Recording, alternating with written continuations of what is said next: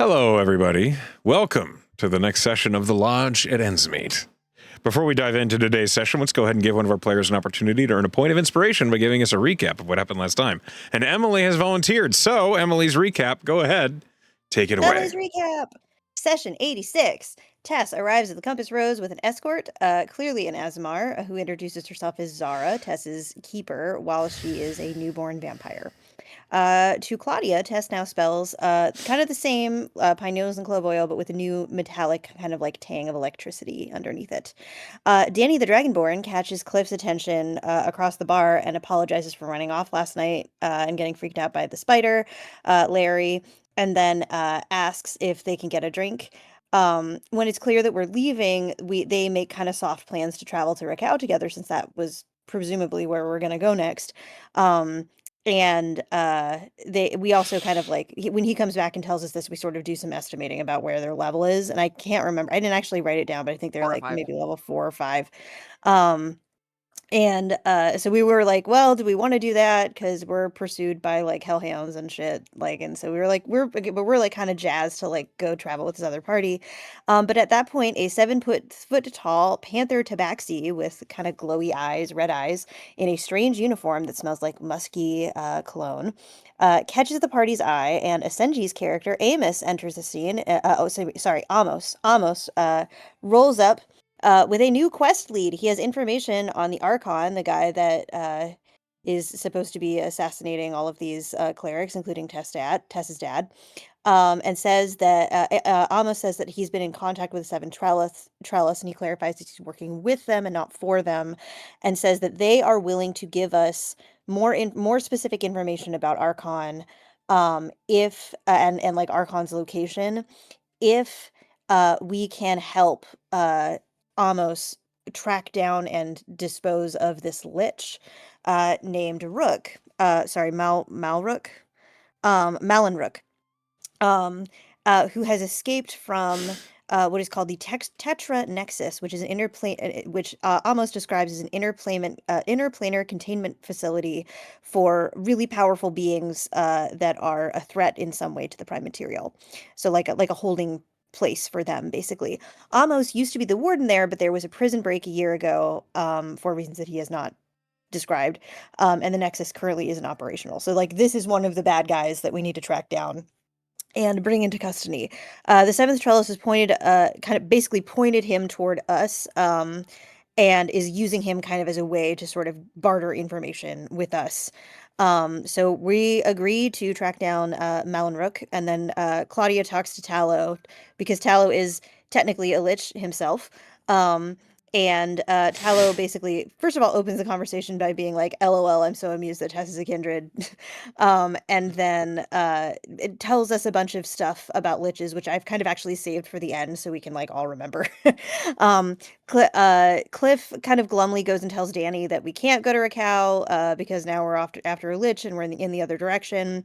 And he's like, well, but in 10 months, I'm going to be back on my stage as drop off. And so, they kind of part ways. But after Danny sort of like encourages us to figure out like what aspect of the lich that we're fighting, because we didn't talk about that directly. And they have their little drink together, and she kisses him goodbye and has this sort of feeling of like, I don't know if I'm going to see you again, because that's a very powerful thing to do. Before we leave, Zara takes everyone up to one of the rooms, including Amos, because he's going to be traveling with us, and basically explains to everyone that like Tess is a baby vampire, and that is in fact very dangerous, and it's very important that we make sure that like Tess doesn't frenzy, and if she does, it is Zara's job to take her head, and so she can't break any Titan's rules, which is basically like draining at somebody dry without their consent. So it's Zara's job to kind of oversee, and then she kind of like warns the group that as a newborn, Tess is going to need at least a pint a day of blood, more if she gets extra hungry and she like fails her hunger checks, in order to like persist basically and not be in danger of frenzy.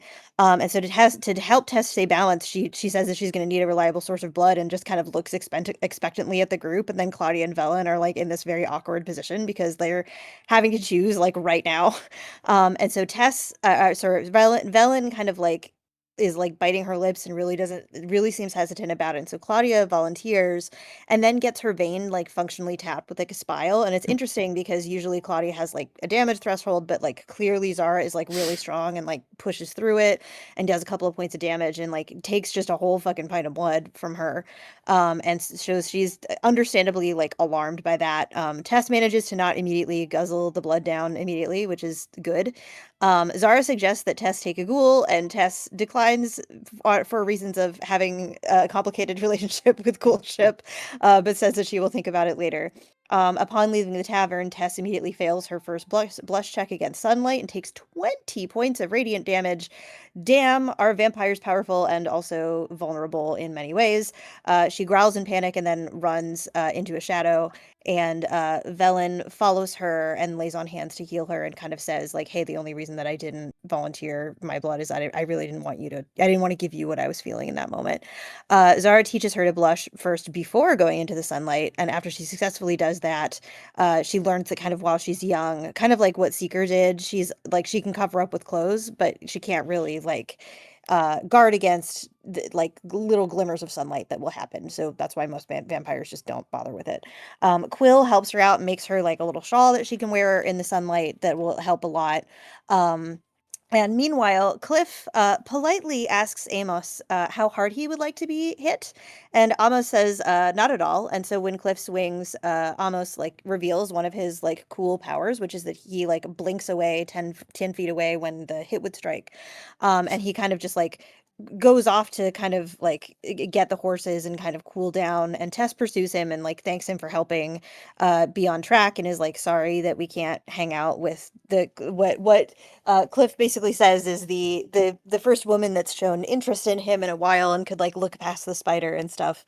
And so they have a little conversation about basically like how Cliff appreciates the opportunity for improvement, and Tess sort of points out that like both of them both her god and Velen's really would like appreciate what he's doing and really thanks him for his help because this is the first lead they've had on her dad in a while. Um, Meanwhile, Claudia has a conversation with Amos's horse and discovers that it doesn't have a name, but insists to Amos, because she can speak horse and he does not, that the horse's name is Pancake. So now that horse's name is Pancake, according to Claudia, and Amos does not know any better. We set out, and Zara seems to be a known entity here, and people give us kind of a wide berth as a result. We're heading toward Feylock, which is the area where weird shit happens and the Feywild can like bleed through. Like I think in an even, it seems like maybe in an even deeper way than for Endsmeet, where the veil is also pretty thin. Um, and this is also we're also heading into Velen's like home territory. She kind of grew up not exactly around here, but kind of like in this area. And it's like comfortable and shaded. Tess rolls a perception check to resist hunger and has to like roll a hunger check against everybody's heartbeat, which is terrifying. And then we have boulders thrown at us by a bunch of stone giants that mean to do battle with us. And so gets knocked off her horse. Quill, ever the rogue, kind of like dodges. And we erupt into battle. Tess casts haste on herself for the first time and kind of like runs all around the field and blesses the party. Cliff's bad day continues because he was supposed to crit that first fucking giant, but they are immune to bludgeoning damage, and it was awful. And he did not get to crit with his haymaker, and that was very sad. Tess got yeeted by like a golf swing from one of them, and then like 3-point lands as a dexterity vampire, which was pretty cool. Velen went wings out and like full paladin for this fight, which was very cool. She got to hit and smite all over the place, and that was awesome.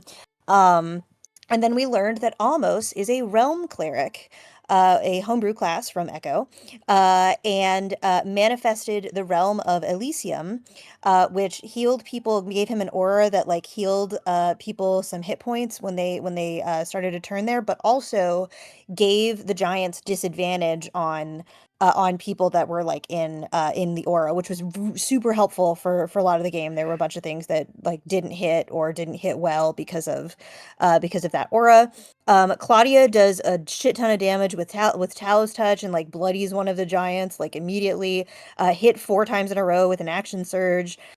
Quill finished off 2 of the giants in this fight, just like had massively effective sneak attacks. I think the first sneak attack was like almost max damage. It was awesome. Um, and she's like bopping around like there were like all these flasks that they were throwing around, and like we had a little bit of acid splash, but like Quill was like dodging left and right, and that was really cool. um Tess inflicted wounds for like a whole hell of a lot more damage than she used to be able to inflict wounds, so there's been some changes there. And she threw Feyhue to Cliff so he could do some slashing damage instead of bludgeoning, because most of his stuff is with his fist and does bludgeoning damage. If Cliff also managed to avoid this like stone cage. And we kind of like battered our way on these things. Also, Tess at some point bit one of these stone entities and got like a little bit of vitae, but it was like not. This is how Tess learned that not all blood is delicious. And if you bite into it, like basically a stone elemental, it's going to be gritty and terrible. Um, Quill crit on on one of the last ones right before Amos successfully banished two of them, and then Quill noticed that the other two of them had like shifted from attacking us to running away because they clearly did not like that banishment. Quill finished off one of them, and and while covered in blood and making eye contact with another one, went, "You should be fucking scared." And the other one just like threw up a wall of stone and straight up ran away, and we could not find. Tess tried to pursue with her really fastness, but could not find her because she camouflaged herself. So with the giants defeated, Tess and Velen, Velen and Claudia also got deafened by one of these like stone claps which Velen hated very much. And after the deafness wore off, she like played a bunch of music about it on her panpipes. And Amos, not proficient in survival. And so Cliff helped him kind of navigate to where we were.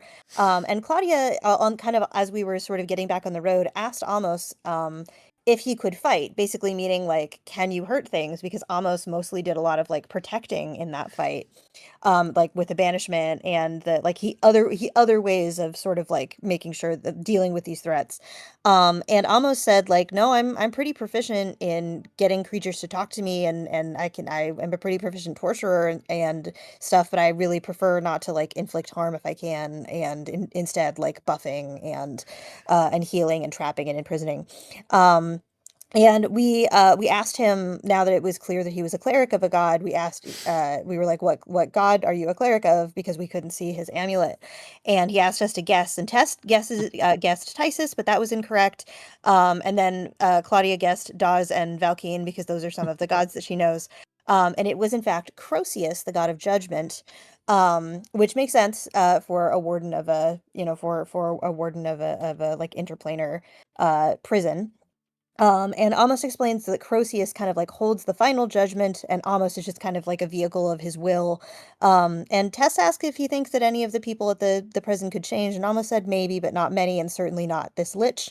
And explained to us that the reasoning behind why the Seventh Trellis are willing to bend their rules is that they are all worshippers of the god Vale, who has promised them an eternity in Arcadia, the plane of magic.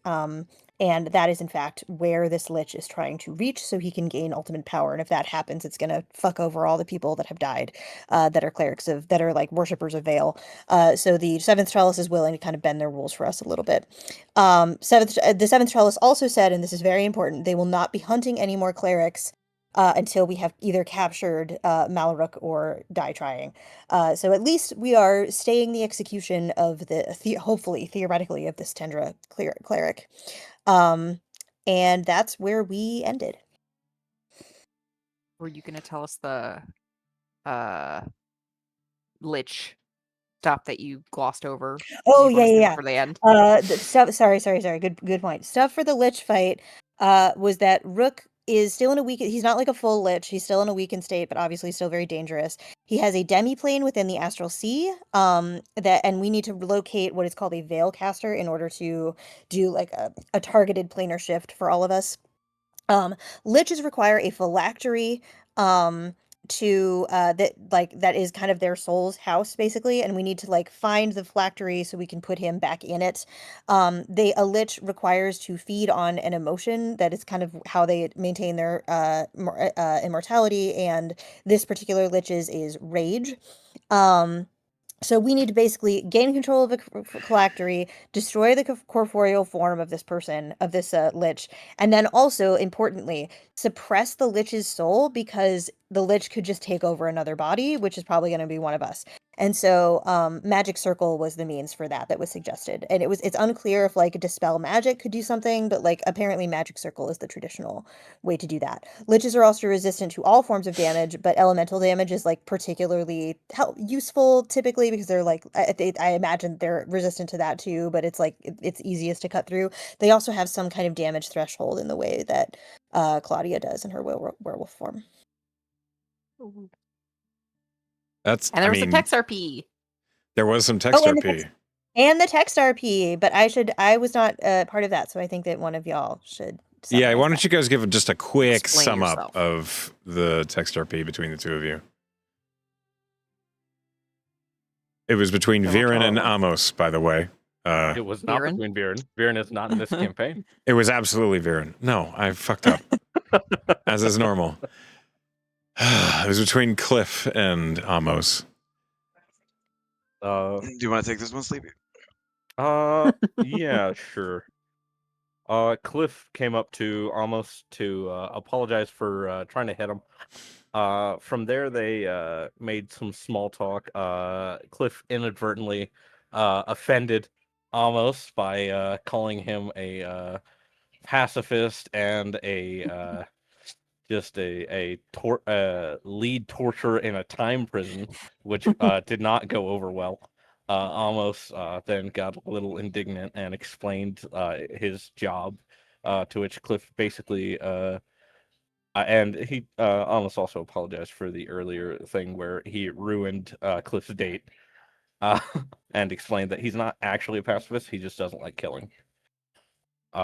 Because basically he can gain more off of them if they're not dead.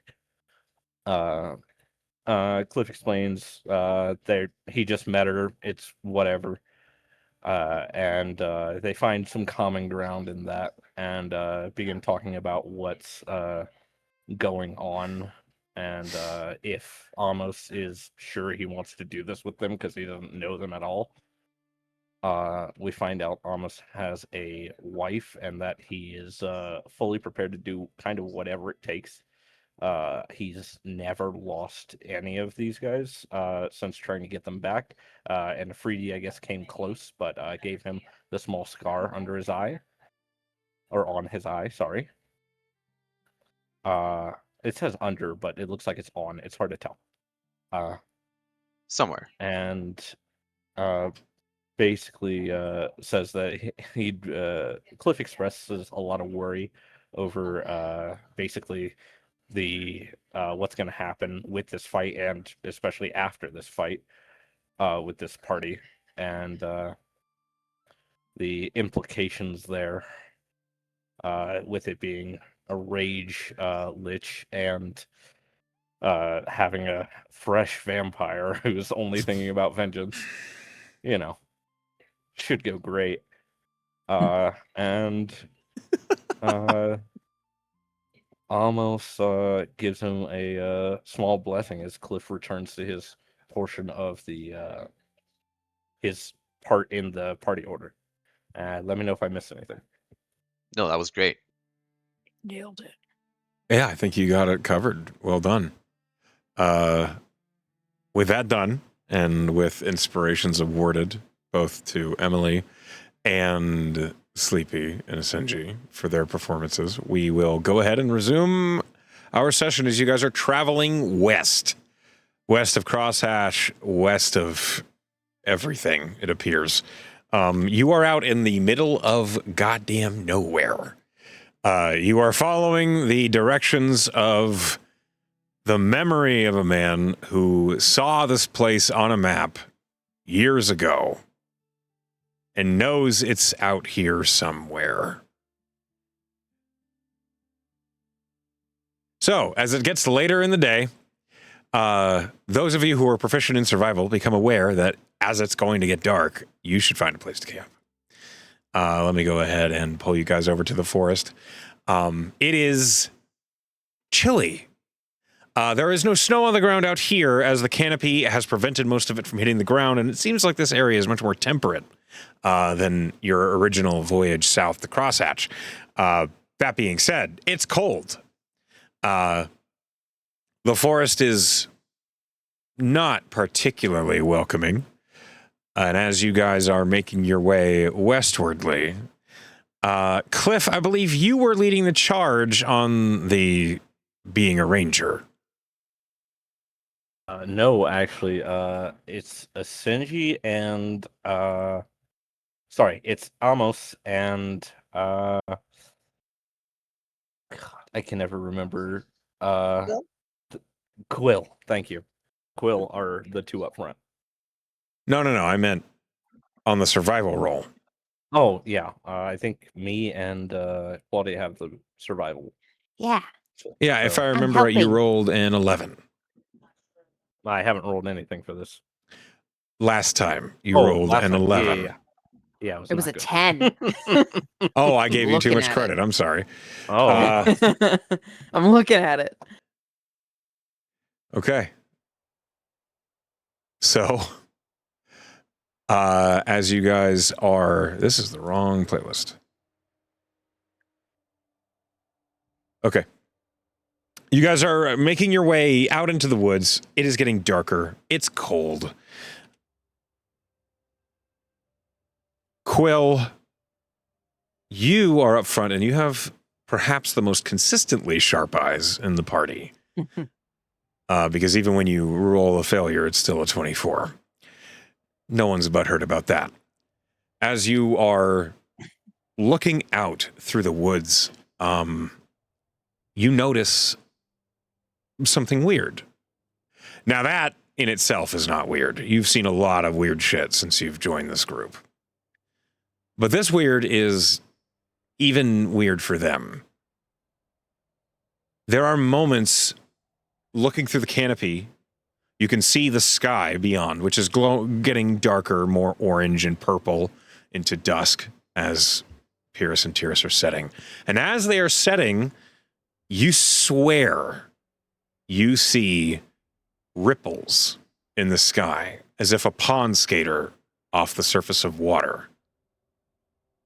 It lasts for just a split second, and then it's gone. But you catch it. It is west ahead of you in the direction you're moving. And it seems impossibly far, but it is that direction.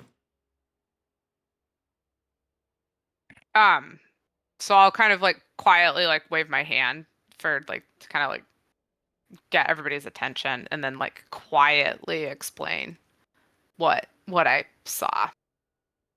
And like I guess for the group, like Quill will be very serious. Like it's clear that like Quill knows how to take missions seriously, I guess is the way I would put it, which might be a bit different from the way the rest of the group approaches at times. Like Quill's like all business, like, you know, like using signs that maybe people understand or not, but clearly is expecting trained people to understand, like, No. like stop, Blank quiet, stare look, from there's Claudia. this thing. Yeah. Almost takes it very seriously. Yeah. So do that so like everybody kind of understands what was seen in the sky. I don't understand. There's ripples? Is the sky water?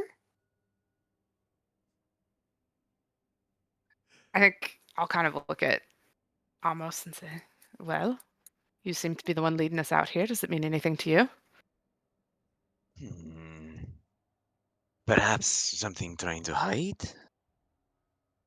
Or something shimmering between planes? Tess will look at Velen and be like, Feywild bullshit? I mean, if whenever we're not sure around here what's going on, the best guess that I have for you is that it's a Fey influence, but I don't know. Could be anything. If Almost looks in the same direction, does he see it? Roll perception.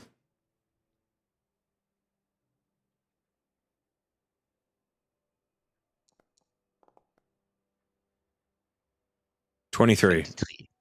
Noise. Roll me a D100.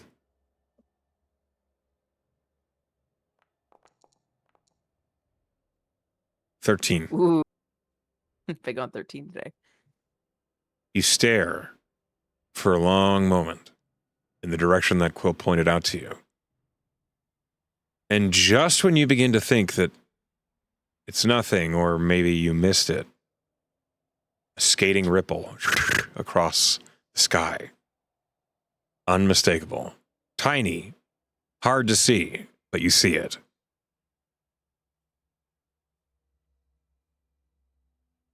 Oh, there it goes. What What is is it? that? How far mean, away is it? You can't tell. It's in the sky. It could But be. like lots. It's just a single ripple. It's not. There's no sense of perspective on how far it is. And there's nothing about it that seems familiar. Oh, it looks Like- exactly as if you were underwater and looking up at a pond skater skimming across the surface of water. But no one has ever seen this in the sky before. No, never Yeah, in the but not- sky. Quill's not like, oh, I've experienced Uh, this before. Okay. Actually, almost roll a Arcana check. Freaking 16.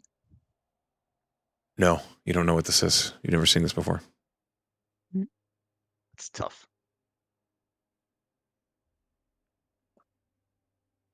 There's nothing that probably suggests- fine. There's nothing that suggests water in our regular surroundings, right? It's just like, oh, Uh, could it be that if it looks like water, could it be looking into the ethereal plane of water? I have no idea what that looks like. Maybe. That's not a thing. Never mind. So the plane of water and the ethereal plane are separate. Oh yeah. And you would know that as a cleric. How dangerous could it be? Maybe the sky just looks really cool around here. Maybe it does. Maybe it's fairy bullshit. Maybe we should follow it. Isn't it in the direction we're going? Right. Perfect. We'll just keep Oh. our eyes open, I guess. Yeah, but we should camp. Because it's getting dark and cold. Speaking of which, hey, Velen, I need a con save. Okay. Sorry. It's okay. Emotionally compromised by snowflakes. Yeah, She did die to it. I did. Wait, Listen. what? I Yep. died. Don't worry She about died to a cone of cold a long time ago. You're it. Now okay. she has ice trauma. You steel yourself for the cold, and it doesn't frighten you. Okay. If we can find a place to set it up, I can do the hut. I can help Cliff find one. I'm happy Yeah. to help as well. If he rolls better this time. Hey, if he rolls better this time. Roll with advantage. You have help. Quill will step in and say, I'm more than happy to help if I can. Oh. Mhm. Do you wanna roll with advantage? I'd be happy to. Oh, wait, it's advantage though, Oh, right? thank God. Oh, no. No, it's fine. It's fine. 17. How do you roll 2 and get a 17? Rogues are bullshit. Rogue. Okay. So, Quill, Cliff, you've practiced exploring the wilderness plenty. You've read a lot of books about it. You've studied all sorts of environments to understand the artifacts of what you need to keep track of and what direction means what. Quill seems to almost accidentally find a comfortable clearing. She's looking towards you and past you as she's walking, and then steps through some underbrush and is in a reclusive, well screened by a canopy campsite.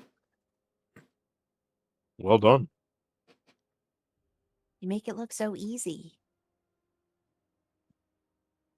Yes, well, I might be new to the area, but I'm pretty trained. As she gathers that nobody else at the party is. Cliff's gasps are flabbered by this. Valen, you want to set up your hut?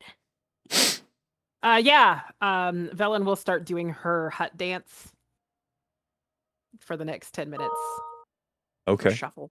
The hut dance. Yeah. What does that look like?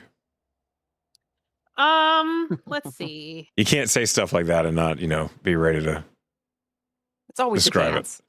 Mhm. It's frequently a dance or a song. I think in terms of interpretive dance, it's very sort of mellow and chill with lots of like big sweepy. I don't have my camera on because I didn't trust my internet, so you can't see my big sweepy arm movements, but they're happening. And just essentially it's like a dance of about resting. So it's a very, yes, exactly. Penn was miming in a way that I found appropriate to this. So it's really strange to watch for those of you who have not seen her do it before, because it's like an interpretive dance that is occurring without any music about going to sleep at night. Okay. As a hut appears, all of you are, especially almost, you're familiar with Tiny Hut. You know the spell. I don't know if you can cast it, but you're aware of it. I'd love to know who's taking what watch. If anybody wishes to have a conversation with anyone in particular, this is a good opportunity to do so, and I will pull you over to the watch order screen. Get rid of these two yokels, and then bring in Amos Hey. and Zara, who does at Tess is least going- exist. Tess is going to like request a watch in like the dead middle of the night. And is also going to be like, can we please get on the road like really early tomorrow? Please, please, please. How come? Because I don't love the sun, Claudia. Oh. I mean, yeah. I don't have a problem with that. I'm an early Not- riser, so Not that a should morning work. person, I guess. Oh, As you are still a new kindred, you will need to choose a time in which you regularly rest. A bedtime. And it has to be at night. All right. It does not have to be, but you must remain dormant for the period of times that you are resting. How long? 6 hours at a minimum. Okay. 11 o'clock. If you are not in a place to comfortably rest at 11 o'clock, you will fall unconscious. You This can't is a sort fight of through thing. it. It is possible, but for a newborn it is difficult. Tess is real tough. She Will I can be fight able- these sleepies. Will I be able to change it at any point? Through some turmoil. What do you think, everyone? 11 o'clock? Should it be later? If you go Well- too late, you're going to just make it impossible to be in. Yeah. Div at night. I don't want to be in a position where the sun wakes me up in the morning. That sounds bad. I mean, you'll be in the hut. You And under a tree or under a blanket. yeah, This that's time of year, I do not think the suns will surprise you at 7 in the morning. But as we get to the later seasons, you will need to make preparations. Yeah. Well, 11 sounds like it'll work. It'll still give me a chunk of the night to exist. Which watch is that? Second, third, Yeah, I think that's Fourth. second watch. second watch.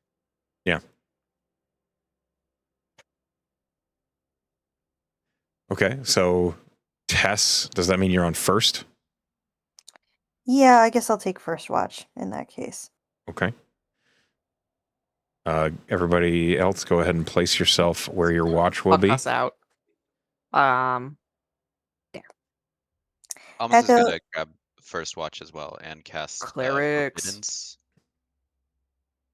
Cast what? Forbiddance? Oh shit, Okay. 6th level. Up to 40,000 square feet. FYI though, that is an expensive spell because I have also looked at it. And I think Does I it- got the ingredients for it. Does it consume? Yes. Because I googled it and people said no. But if it does, then almost it's not gonna. Let's read it real quick. This is not a spell that's used often. Hold on. While we're reading it, is everyone happy where they are? Or did anyone want to talk with anyone else for their watches? I'm good. I mean, I don't object to a conversation, but I don't have any in particular that needs to happen right, Right, now. that's so. me. So you get to choose, Sleepy. Who do you Quill's want? gonna talk, but it's gonna be with her little buddy. That's fair. Oh, Aw.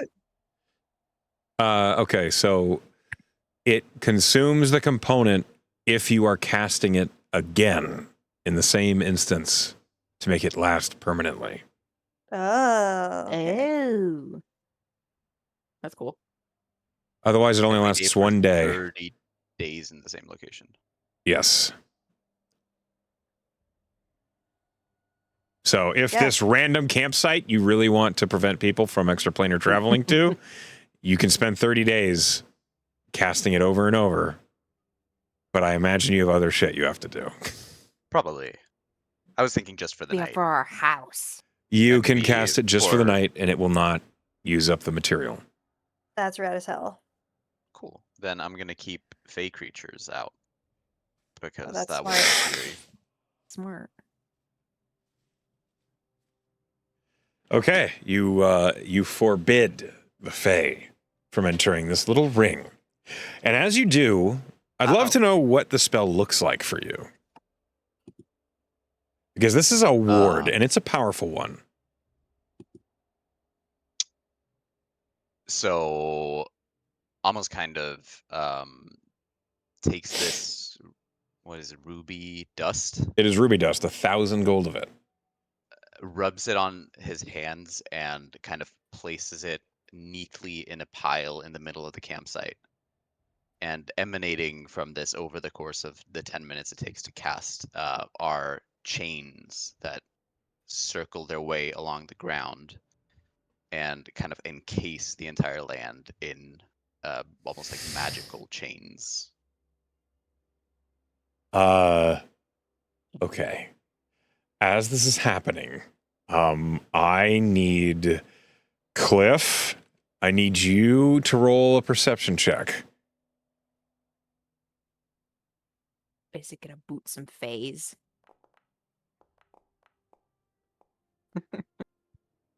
Low 6. for a ranger. I need you to make a spell casting check, Amos. Wait, this might have been a bad idea. No, This better I not can be only what see I this think as it a is. great idea. What is spellcasting? It's Just, it's like a spell attack. I have a theory now. I have a theory too, and I don't like it.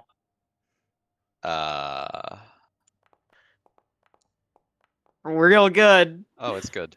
27. Oh, it's good. As you're casting the spell, you feel this weird sensation of like a resistance, as if the spell is being drained. And you focus and you finish the spell, but you realize as you look up from your chains, there's a dim glowing orange light on the ruby dust that you've pressed into the center. And you realize the lantern gazer is right above you looking down, just curiously drinking in the magic that you've just cast. Oh no. Like a smoothie. It is not interrupting the spell, and the spell is successful because you rolled so well. But the lantern gazer is just looking down at it like, whoa, very curious as you cast this powerful spell in front of it. Should I be concerned about him? Sorry about that. And Cliff will just grab his little habitat that they got and they'll put him in there. Just The lantern gazer like turns and looks at the ruby dust and then at Amos and then at you in the little habitat, and you can tell on its big eye that it looks a little like saddened that you have removed it from the environment. he will still like have it near it, but in the habitat, so hopefully it can't drain it. It's not ending the spell, and when the spell was initially cast, it got a sip of the magic that Amos was performing. But Amos' spell rolled well enough that it was successful regardless. Gotcha. Okay. Then I guess That's Cliff a could hungry leave it little out. fellow. Yeah, I forgot to give him sugar. Sorry about that. That's okay. It seems to be stable. As this is happening, Quill, Tess, and Amos, you notice once the forbiddance occurs, all of the colors within the radius that you've created grow muter. Everything seems a little deadened, Interesting. as if you have filtered out the Feywild from the prime material in this ring. Hmm.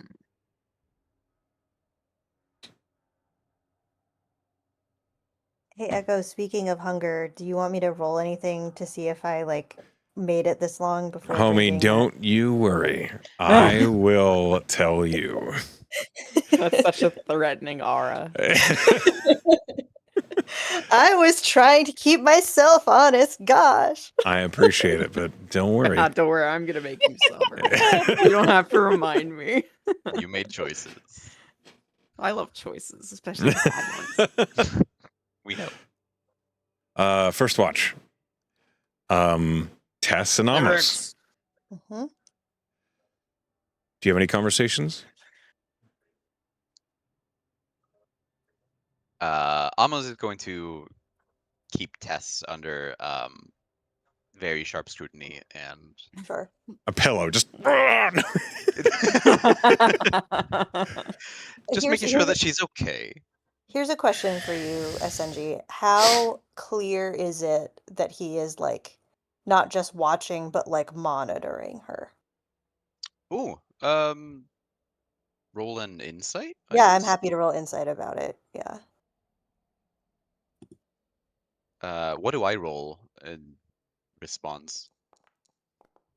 That's I up think to it's still you. deception If you or are trying to, performance. if you are trying to hide something, it is either deception or performance, depending on what you're trying to hide. If you're trying to convince someone of something that is true, it's persuasion. Go ahead and roll it privately to a GM. That's me, so that I can see the roll and narrate the result without it being meta apparent to the other player. You failed. Yeah, there you go. All right. Yeah. My eyes I are don't have to closed. narrate this. Amos, what does it look like? Because it's really obvious. Amos is staring intently. He almost seems Unblinking slit m- eyes. yeah, like almost when you look over every Mhm. now and then he'll like look away for half a second, then like When toss his head back, the gazer is next to him, just staring. doing the same thing. Yep. No, it's very Adorable. obvious that he's yeah, cautious of your newbornness. Sure. All right, out with it. How many vampires have you captured up in that prison of Kindred. yours? Kindred. Kindred. Get used to it. I'm sorry, Zara. A kindred, not many. Vampires, many. You see Zara in the corner of your eye just shaking her head. So I imagine that you don't consider us a particularly trustworthy bunch. I don't consider any group of people inherently trustworthy, but you Sounds have like done nothing for me to think otherwise yet.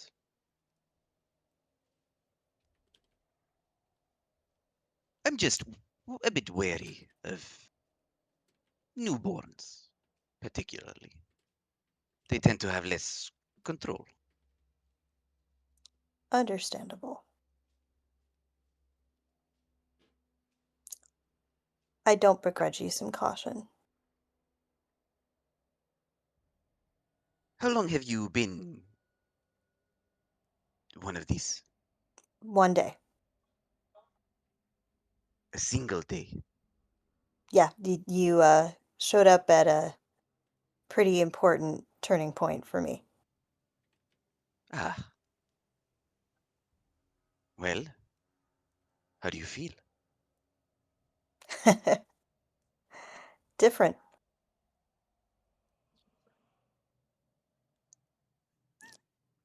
Any urges? Well, yes, that's sort of yeah, that's part and parcel with I knew the choice that I made to the extent that I could. I didn't have long to decide, but I did as much as I could to understand the choice that I was making ahead of time. I don't regret it. She kind of like runs her fingers over her holy symbol. Is like, as you can imagine, choices that are well thought out are often not ones that I regret in particular. Yes. Yes, I would imagine so. I know of them.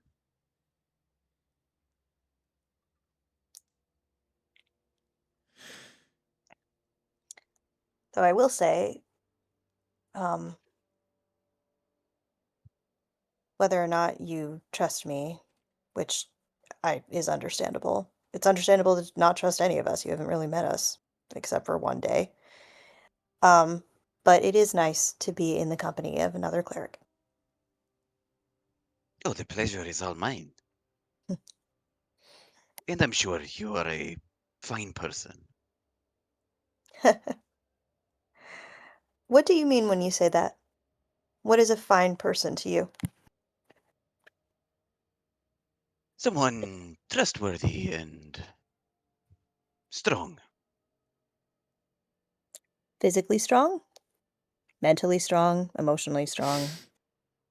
Yes, All of these things. those all sound splendid. You have a high bar for strength. I do. Hmm. Very few people live up to it, but I'm sure you might. Well, maybe. You should talk to Velen about that. Sounds ambitious. Oh, Velen is an ambitious one then. Yes, That Dawes. is the moth. Yes? Dawes. No, the moth person. Winged. Oh, yeah. No. Claudia's. I also have a moth. I imagine that hers is kind of flitting around her. No, that's Claudia. No. The person with wings. The Oh, flutter. angel wings. Angel wings. Yes, that's Angel. Velen. I see. I see. She's an No Asimar. one introduced themselves when I met, so That's fair. I'm still figuring it out. Velen is the one with the angel wings. She's an Asimar. Cliff is the one with the spider. He punches things. Um, and Quill is the one with the cool arc arc mechanical hand. The Uh, spectacles. yes, and the spectacles. And Claudia is the one that has the horse named Peanut Butter. Oh, the young one. Yes, she is remarkably strong. Looks can You be don't deceiving. say. Looking Amos. forward to seeing that. Yes. Rom, when you're having this conversation, you become keenly aware of a smell that reminds you of burnt hair.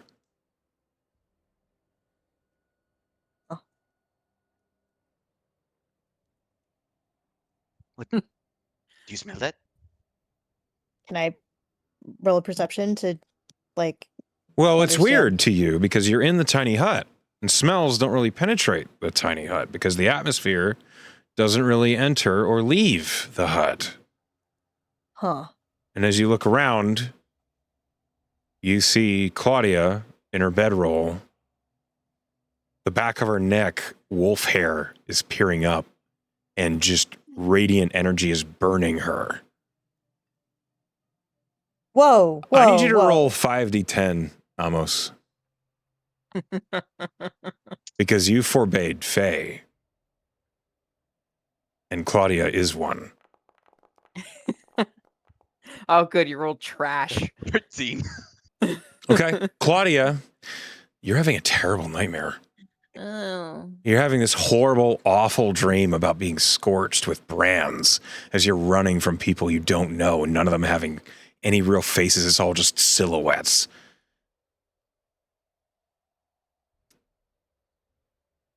You don't wake up. Just Is gently But- smoldering. Can almost kind of look around. Does he see where the smell is coming from? Yeah, you see Claudia burning with radiant fire from Forbiddens.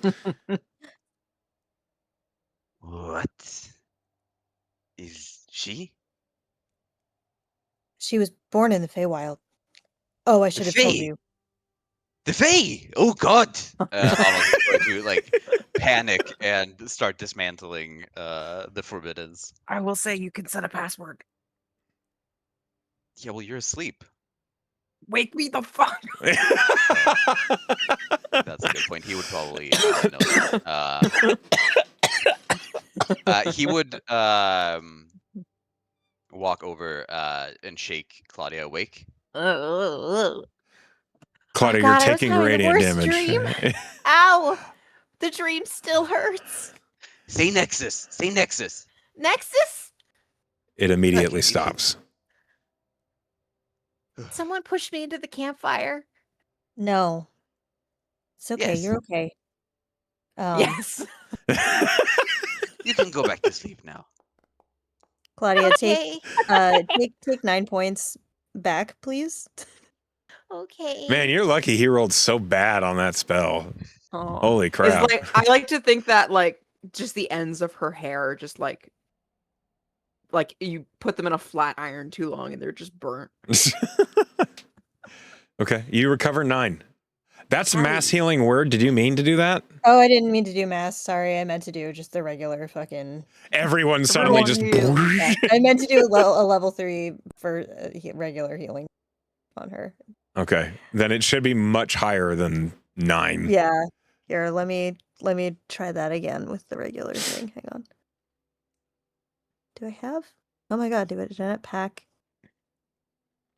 I don't think I packed regular healing word. That's the problem. No, I did. I'm just an idiot and can't read my spell list. Nah. Everything is fine, you guys. Yeah, everyone is fine here. I wondered why I didn't roll 3 of them. Oh, No. We didn't even- hilariously, It's the hilariously, same- even with 3, it's still. Oh fucking my rolled god, 9. Okay, Claudia, you restore 9 hit points. The dice have spoken. Claudia is confused but trusts that there's no danger and just kind of warily puts her head back down onto her bedroll. Haven't even rolled an encounter roll yet. Yeah. Just hurting each other. Tess will stroke her hair as she falls back to sleep. That was a weird dream. It's okay. It's okay. You're gonna have better dreams now. Amos, you gain a new understanding of just how ridiculously tough Claudia is. Because that's a very powerful spell, and she was sleeping through it. Oh boy. That's a good point. She is strong, isn't she? As I said, Tess's face is gonna kind of like flicker into a different face for a second, and she'll kind of grin, say, "Looks can be deceiving," and she'll flick back to her regular, changeling. Oh. Well, that's a neat trick. Yeah, right? This is a special group. Sure is. Is anyone else from different regions that I should know of? Any Well, astral beings? not astral, although we did travel with a gift for a while. Um, Claudia's uh Claudia's a lycanthrope. Born, not bitten. She's a lycanthrope. Hmm. Oh, that is interesting indeed. That's part of why she's tough. But certainly not the only reason she's tough. One of many. How long have you been traveling with her? Long time. 8 months now or so. And has she ever gone berserk? When she transformed for the first time. Sure. But she was okay. We were okay. Oh, this group is gonna keep me awake a lot. Listen, I'm sure that Quill agrees with you. I don't know about Cliff, maybe. You three are the sort of new three here, but we do care about each other a lot, and we do a lot to keep each other safe. You know, I sense that. You seem wholesome, in a way. A ragtag group. In our way, we try to be wholesome.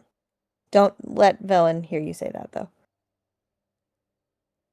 Oh, am I sensing some goss? No, she's Some goss. The hot goss. she just doesn't like to do her good deeds in Pour public. the That's tea, all. If you see her sister. doing something nice for someone, it is polite to not talk about it, or she'll get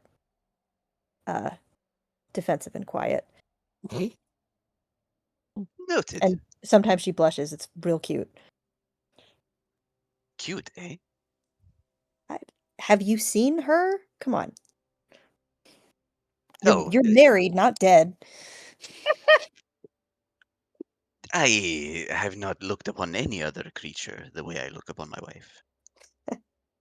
What's your wife like? Swoon. She is perfect. Hmm. Way stronger than me. Oh yeah. Fierce. Yes. Do you meet her in the prison? No, God no. No, not I as met an inmate, as a fellow guard. I understood what you meant. No. We met as children. Oh, that's cute. Yes. In the streets of Deva Major. Huh. Well, depending on whether or not our target is there. Or you will, anyway. I'll get to go there for the first time. It is a wonderful place. You will love it. I do love a city. And I insist, you must stay with all of us. Thank My you. kids It's very will love kind. it. Oh, you have kids? Yes, yes. One boy and one little girl. How old? 8 and 5. Kaylin is 8 and Lyra is 5. That's adorable. You must miss them. I do. Terribly. Well, we'll have to keep you safe too. Make sure you can get home to them. I appreciate that. Thank you.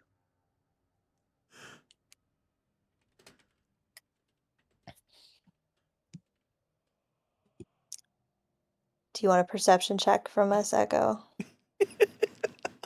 Yes. Just distracted by Senji's cat. He's so cute. Why does he have a vest on? Because Yeah. he gets hot. It's a cooling vest. Okay. He's a big guy. He's a beer. Okay. Please, if you could, both of you or one of you with advantage roll perception, and I'm going to roll a D100. I have advantage anyway because of my shield, so we should both roll. Okay. But I keep rolling such shit on perception. This has been like this forever. Oh, buddy. Getting used to your vampire eyes. I know, right? You 27. could push the hunger if you want to roll again. No, thank you. You Okay. you got a bottle on tap. Yeah, I don't know at what point I'm supposed to be drinking that, and it feels like it would be a good thing to have. I'd be pushing every roll. Don't worry about it. With a 27, Amos, you are looking at the bubble around the conversation that you're having. These woods are quiet. You don't see anything moving that strikes you as odd. You see lots of wildlife, owls and squirrels and raccoons and such, just milling about in the nearby trees. Nothing that strikes you of a predator, nothing that strikes you of a threat, which is good.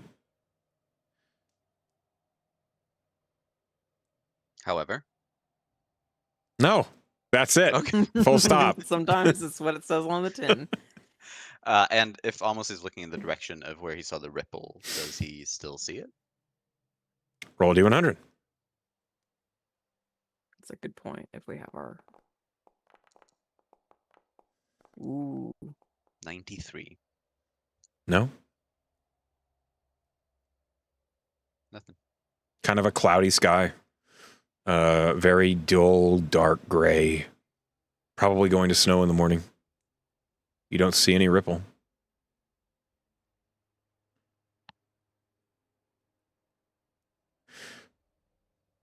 As that happens, your watch passes without further incident. Tess, it is as though your body recognizes your decision like clockwork. Your watch reaches its end, and you go to awaken the next for their watch. You move towards Velen and Cliff. Except the darkness takes you so fast. No. You move towards them and then fall prone, unconscious. Amos, you've never seen that What? before. Hello? Do not wake her. Not that I think you could. She is sleeping. She is in a temporary torpor. A voluntary one. Her body must align itself with the machinations of her soul. You must not interfere. All right. If you wish, you may push her onto her bedroll. roller. Amos is gonna like hiss at the comment and lift her up and put her very gently on her sleeping pad. Okay. In your peripheral, you see Zara is like, you don't know where she got a stool, but she's sitting on one. She has a book open that she is reading. She looks completely impassive about the whole situation. Are you not supposed to be her guardian? I am her handler. Were you just gonna leave her there? Yes. She will be fine.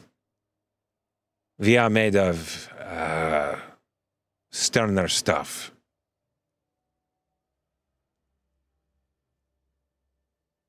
Do you not have morals or take care of each other? Of course I do. Yet she has not proven to me that she is worth my time. And so I do only as my deity has commanded, and nothing more. I recognize that.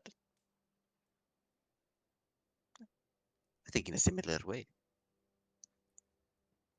I am pleased we can be honest with each other. Yes. Although, I still think you can be courteous to others. I am plenty courteous when it is necessary. Noted. Do you require politeness from me right now? Not anymore. Then you are distracting me. Very well. Have a good night. She doesn't say anything else. Check out. Yeah. Do you awaken Cliff and Velen? Yes, I do. Okay, so Cliff and Velen, it is your watch. Hello. You are, Velen, you might be a little surprised that you are awoken by Amos, but you see Tess is sleeping like the dead. Well, we remembered. I remembered. Velen remembers Seeker passing out at 8:00. So I Yep. feel like this is not wholly In a haunted house. unexpected. Yeah, she's just kind of Yep. like, yep, checks out. Thanks. 8:00 is a choice. It was an interesting night. So Velen goes, "Yep, all right. Anything happen?" No. Claudia got a bit close to the fire, I think. But she's okay. Have a good night. Okay. Good night. You do catch with your decent insight Zara's eyebrow like raised, but she doesn't say anything. Yeah, I am not going to bother to roll insight. I think Velen can tell that there's something up here, but also everyone is asleep and it doesn't look like the house is burned down. And her spell is intact, so she's like, they're being weird. Something happened. I'm not gonna worry about this right now. And she is just gonna perch and peek through the filmy purple haze that is the shell of her hut. Hey, Cliff. Hey, Villain. How are you feeling? Better now that we're not out in the cold. Mm. How you doing? I'm alright. I'd just like to get this over with. Like to Fair go. enough. Hopefully everything goes well here. Yeah. I'll pray for that.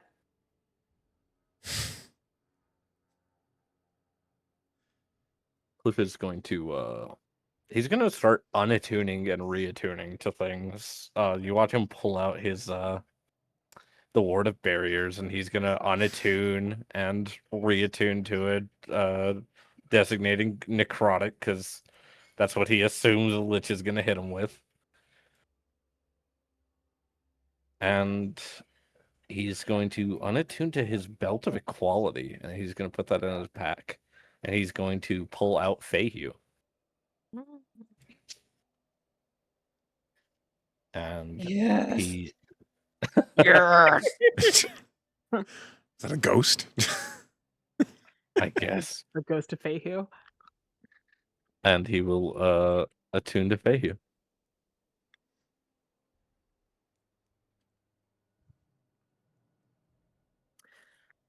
Bella's gonna You pull do out so. her artist's tools and she's gonna do some sketches while she's paying attention to her watch, but she's, doing something with her hands. Cliff's also going to watch because he wants to. Cliff's going to, do you have any tips? I'm actually trying to learn. Oh, to draw? Yeah. Tips. Let's see. Is there anything in Because he particular? has his painter supplies and he is not remotely. He'll pull out his painter supplies, and he'll like, I'm learning by practice so far. Okay.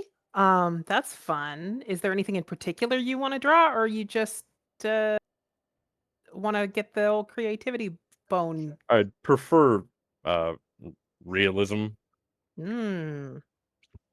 As you pull out your painter supplies, Cliff, you pull out like the second canvas, And you didn't notice this until just now. On the corner of the canvas, it says, "You smell."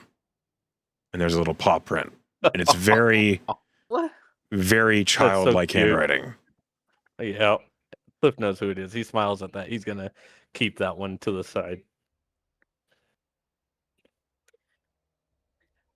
Honestly, I think if you're just going to draw from life, it really is just a question of practicing a lot. You can sort of focus and try to see shapes in things, but that's the best advice that I can give you. Is you can try to That's reduce stuff to its component shapes. that's kind of my problem. I can't.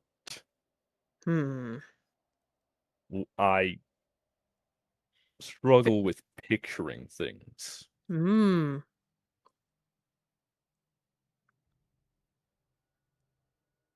She kind of thinks about this and she kind of chews on her thumb for a second.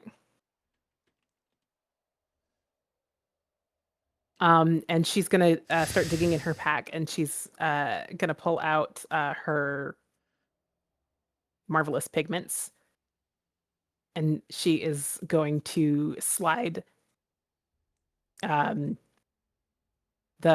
little box of paint pots towards Cliff, and she's gonna go, "What if you make stuff real?" Explain. This paint makes stuff real. So you could paint a door, and then there would be a door there.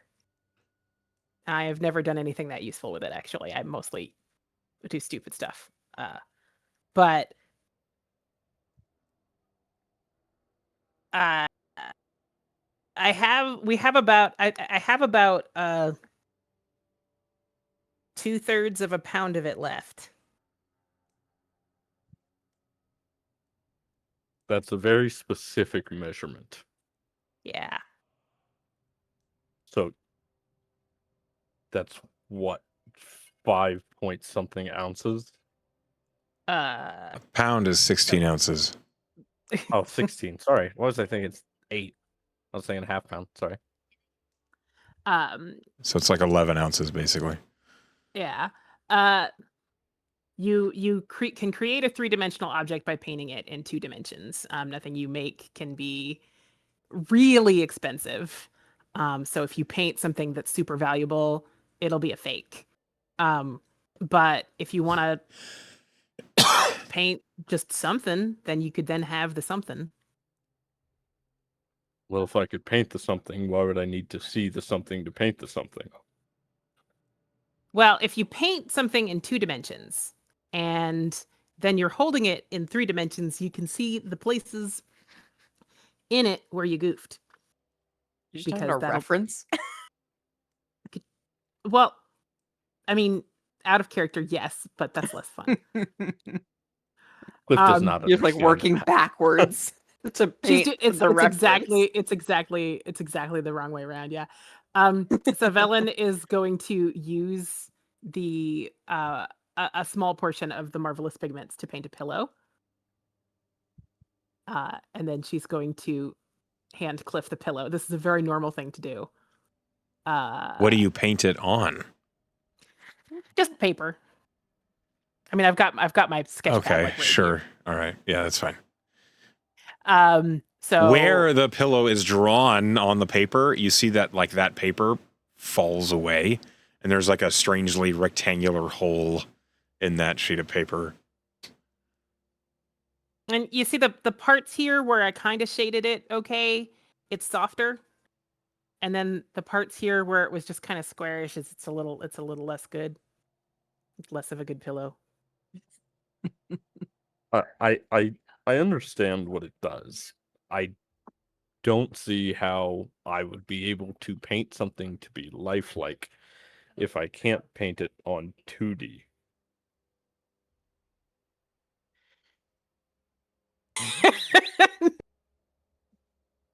Yeah, I guess you're right. I thought being able to sort of see the places where it didn't fit reality would help, but I guess maybe not.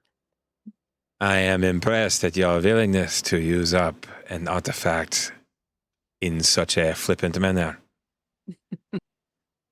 You should see some of the other stuff I've done with it. Maybe not. Cliff will laugh at that. That's fun. But thank you for trying. I do appreciate it. I will Sorry. get the hang of this one day. I mean, it really. I mean, I think that the thing that you were already doing, which is practicing, is probably the best thing. Please, before you go any further, roll me like a painter supplies, like a dexterity-based check, Velen, with proficiency. How good was that pillow? That's what we're finding out right now. We're finding out how. Okay, hang on. You did this. I did. This is a thing that I did. If it's Okay, good, maybe Cliff can learn something. Okay. All right.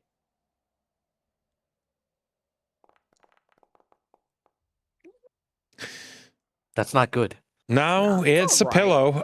It's a little lumpy. Like the edges are just a little bit like starched, like too crusty, like hard to. They're not soft. But for the most part, it's a pillow. It feels kind of like a couch cushion. A little scratchy. Yeah, needs a pillowcase. Well, not my finest work. It was worth a shot. Thank you for showing. I'm sorry, Cliff. I'm not a very practical instructor. You did fine with dance instructions, so Dancing is a little more my wheelhouse. Drawing is just something I do for fun. Sometimes. it was very nice of you to do that for Claudia, by the way. It mattered to her a lot more than it mattered to me. She was very...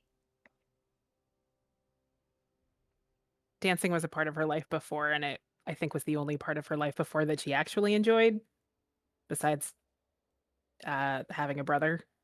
So, I thought it would be good to let her shine. Well, she seems happy about it. So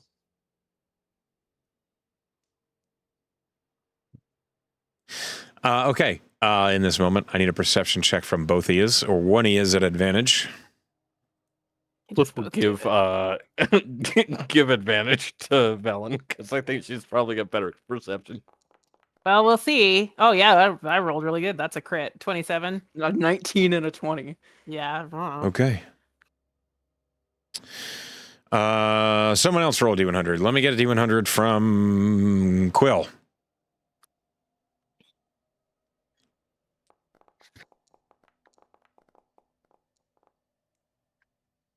$42.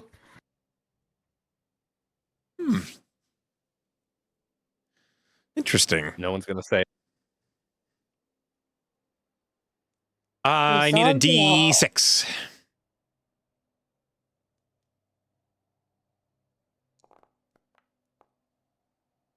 Three. Okay. This was on Valen's perception. Okay, so Amos. Yep. Roll me a wisdom save.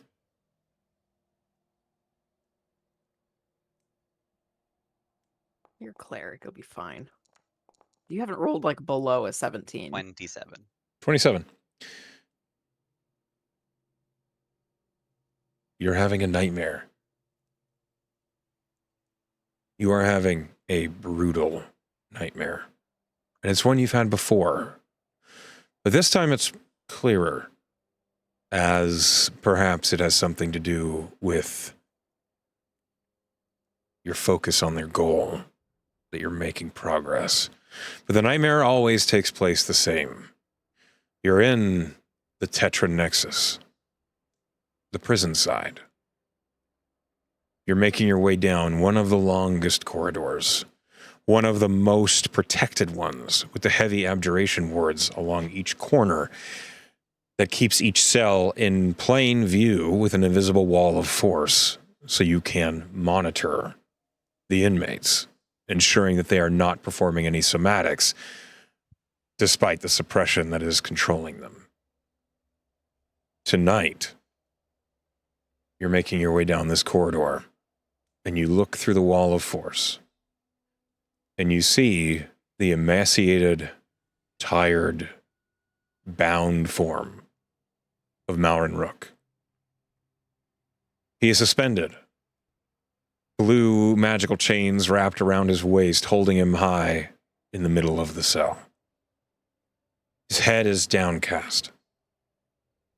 He's always made you uncomfortable whenever you saw him, because as atrophied and as emaciated as he looks, he still always bears this human-like appearance, a full head of hair, well tended to skin, clean shaven, always looking as if he was heading to church, despite the fact that his body is wasted away. Now, you look in. His head is not as downcast as it normally is. And while he cannot perform any somatics, you see that there are magical words afloat around him in the cell, as if circling him in a spiral. And it's impossible to tell, but it looks as though his head is tracking them, as if he's reading them over and over. And from behind, you can't quite tell what the words mean, but as they circle him, you see them go behind him, and it is all one sentence. And that sentence fills you with dread. The sentence is, "Father, why don't I feel angry?" As you read that sentence, you have visions of a cellar. You have visions of broken windows roaring with specters and phantoms that spill through them. You have visions of a small girl, her hand in yours.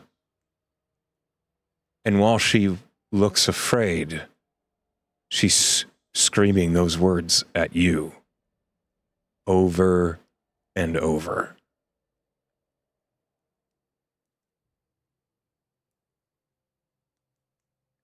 Those of you who are awake, Cliff, Velen, you see Amos is reaching out to something.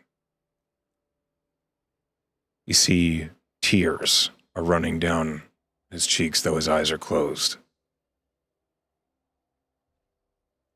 It's clear he's having a terrible nightmare. Because you succeeded on your wisdom save, you do not suffer exhaustion, frighten, or take any psychic damage. How you react to this nightmare is, however, up to you. Does Amos awake from the nightmare? No, not unless somebody stirs you awake. You are stuck in this limbo for the night. Sorry. That's okay. I had it coming.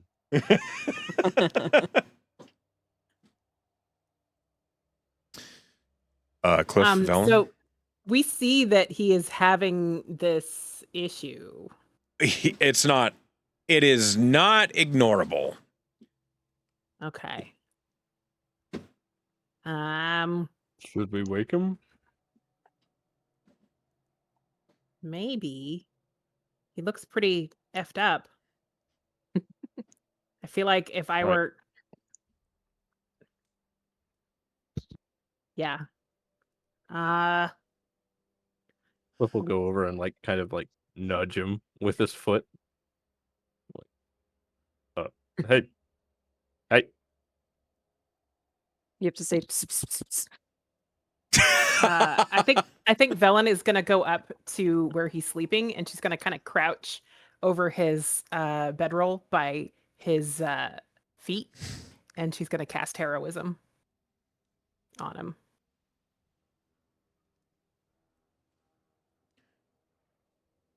Okay. Roll me a religion Uh, check. Okay.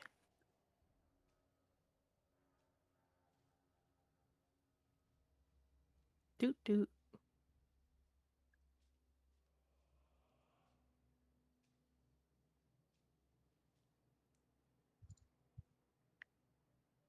$18?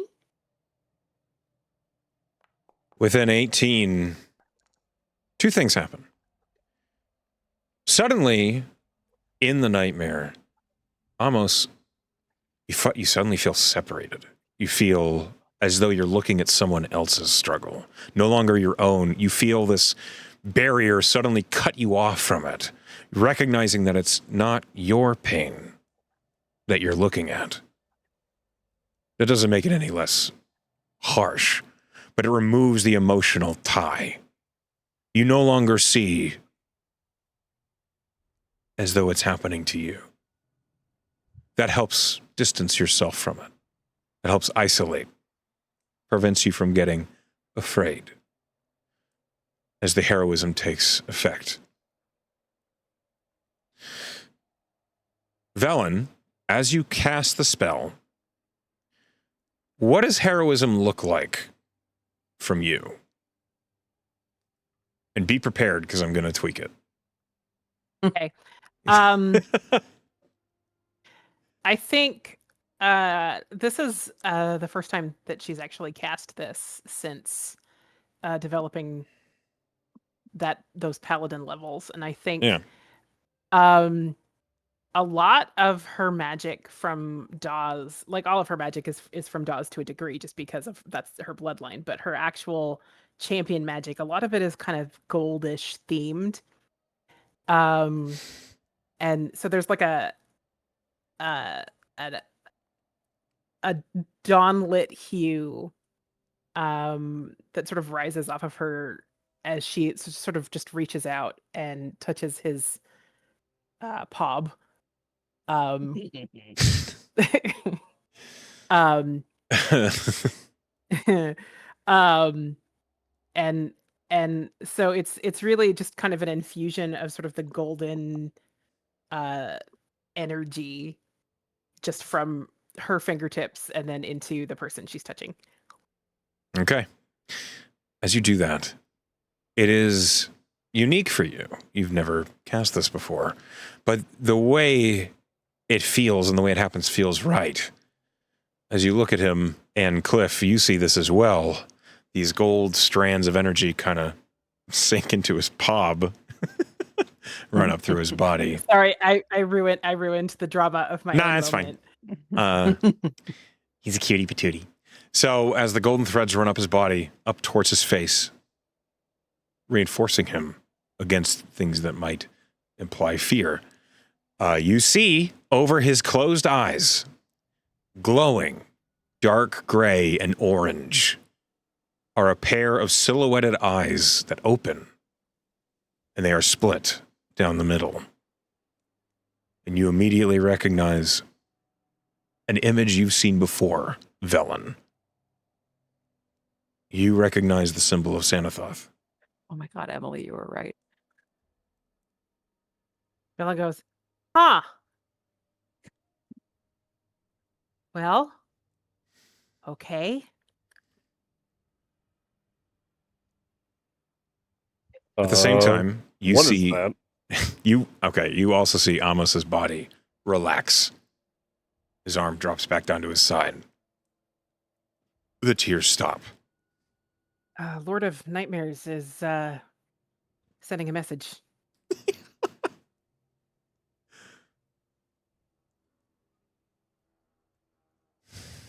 Oh, great. Someone else with baggage. I mean, come on, everybody's got baggage. But we are pursuing a lead with the Letalock, so this is... I don't think Cliff knows what that is. Along for the road. Oh, oh shit. So Tessa's dad, right? Yeah. One of the things that we're doing is trying to find. So he was murdered, except his soul. His soul is in a soul coin. Soulstone. Soul stone. Sorry, I said the wrong word. His soul is in a soul stone. We were trying to deal with the seventh trellis to try to figure out how to get it back, essentially. And this whole mission that we're undertaking is because our friend Amos here got a lead from the seventh trellis to find us to help him track down this lich. But the seventh trellis has been they put a pause on their hits that they had out on priests of the Gledalac. The Gledalac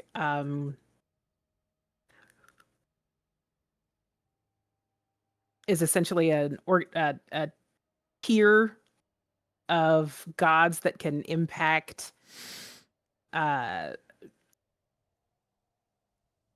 thoughts of people on the prime material, right? Yes. If Tess were awake, this would be easier. I'm not going to correct you. The Cliff Notes version. Get it? Yeah, except that these are the fucking Velen notes that I are. put the cheat sheet in the chat, Velen. Yeah, I see it. But it's, there's a limit to how much that information is helpful to Velen attempting to summarize the last 8 months of confusion.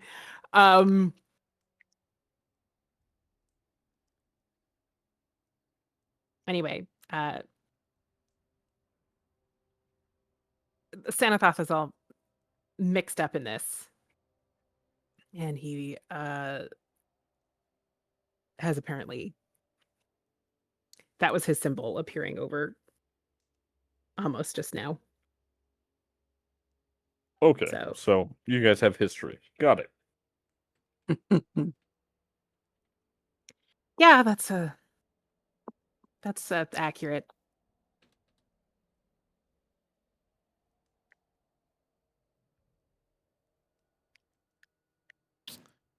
Anyway, you never want to piss off a god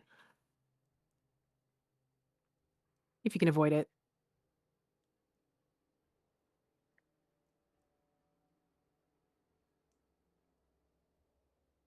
Aside from Amos's terrible nightmare, that's all that happened. And so we move on to the next watch, unless you have something else you'd like to do. Next watch is Claudia. Just me? Looks like just you. Well, Zara's there. Yeah, she's not going to engage with Zara. Zara intimidates her. Okay. So, as you are awoken, Claudia, you see Zara on a stool reading a book. Velen, Cliff, go to bed. Do you have anything you want to accomplish on your watch? Claudia feels a little bolstered that Zara is up. And she noticed poignantly that she didn't participate in the giant fight, but she figures that if something attacked him in the night, she'd at least be involved enough for her own self-preservation. So she kind of pulls her medical textbook and her primer out to start studying. And I really need to illustrate how she's using these moths that she purchased. She has 3 of them. 2 of them are just non-luminescent. So she has been wearing them kind of like barrettes on either side of her hair. And the 3rd one stays in her cloak during the day, but when she settles down to start reading for the night, she moves the fabric aside so it can flutter out, and then it lights up so she can study by its light. And that is how she spends her watch, thoroughly not paying attention to the outside of the bubble. Okay. And like the whole while she's like using one finger to like read each line. The other one has like pulled her hair over her shoulder and she's like snipping it, trying to figure out what the fuck happened. Because it's crispy.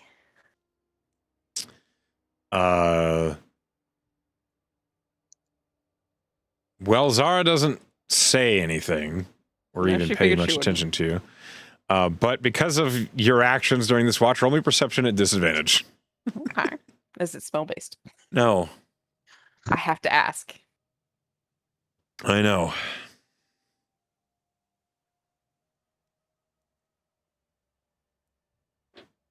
20. 20. Okay, I'm going to roll your D100.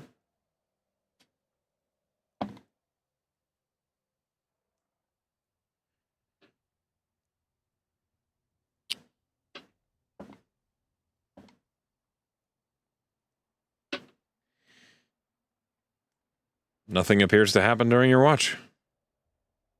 Excellent. This chapter's on horse anatomy and she's really excited about it. That's right. It was a veterinary textbook. Yep, she's explaining different parts of horses to Peanut Butter. Like, did you know that you have X amount of teeth? Like that kind of thing. Okay. Artie's blow up doll. Okay. We didn't. Anyway. No, At that the one's end- gone already. Yes. You waken Quill for her watch.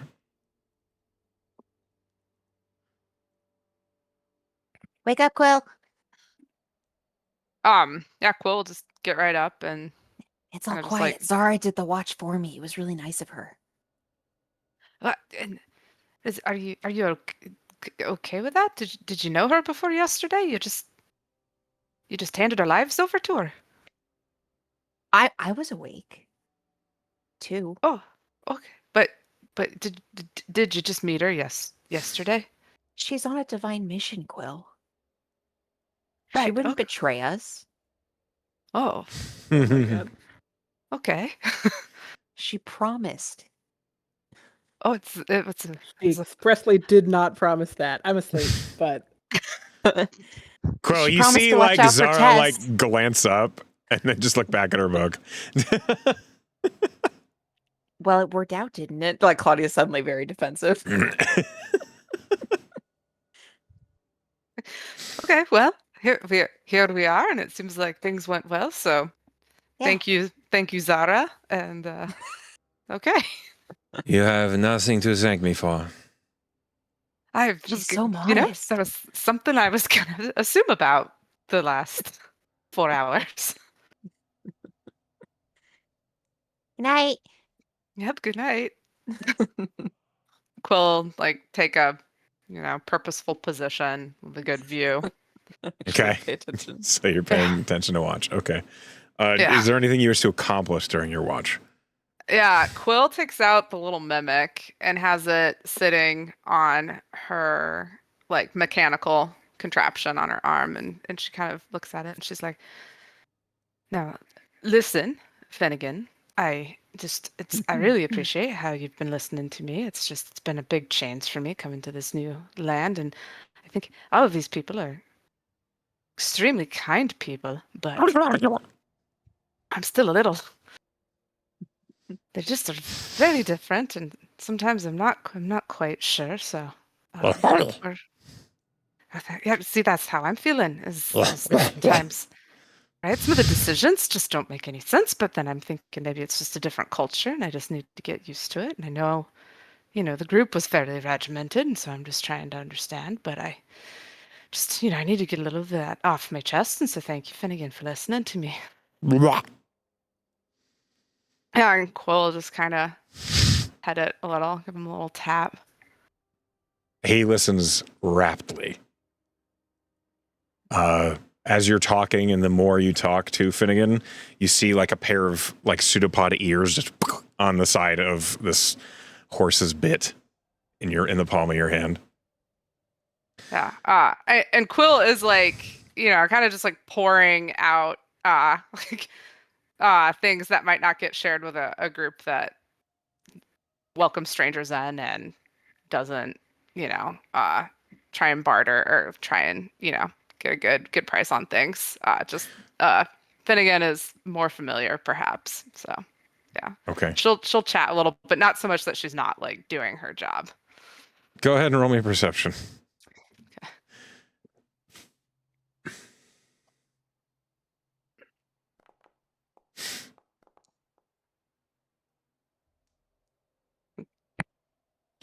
21. Okay. So with a 21, hold on. Let me roll, see if something is happening. Okay. You are awake and alert as you see Pyrrhus and Tyrrus climbing into the sky. They peer over the canopy. And as they do, literally moments before they actually crest, Tess wakes up. And it is sudden. Tess suddenly is sat bolt upright. Tess, Right. Yes. you feel like you've just blinked. One moment you are walking over to wake up your friends, and then the next you are seated on your bedroll. And you down? are hungry. Ooh. Yeah. I need you to roll me a con save. Sure. I need to know, do you look at Quill before you roll the con save? Is Quill close to me? You're within the hut, so yes. Yeah, I look at Quill. Okay, roll me the con save at disadvantage. Oh, great. Okay, good. Sorry. Finnegan growls just a little. Of course he does. 17 for the lower. 17, you succeed. You feel, it's almost like an inverted vomit of hunger climb down your throat. Just an aching pain that makes you want to just leap from the ground. And Cliff is unconscious. Quill, you notice as Tess sat bolt upright, Zara closed her book and was paying attention for the first time. But, Tess, you managed to rein it in. And you can only think of two things. The first one, domineering your will, is the pulse in Quill's neck. But, as you rein in the hunger, as that Constitution save saves both you and Quill from a sticky situation, you remember the flask.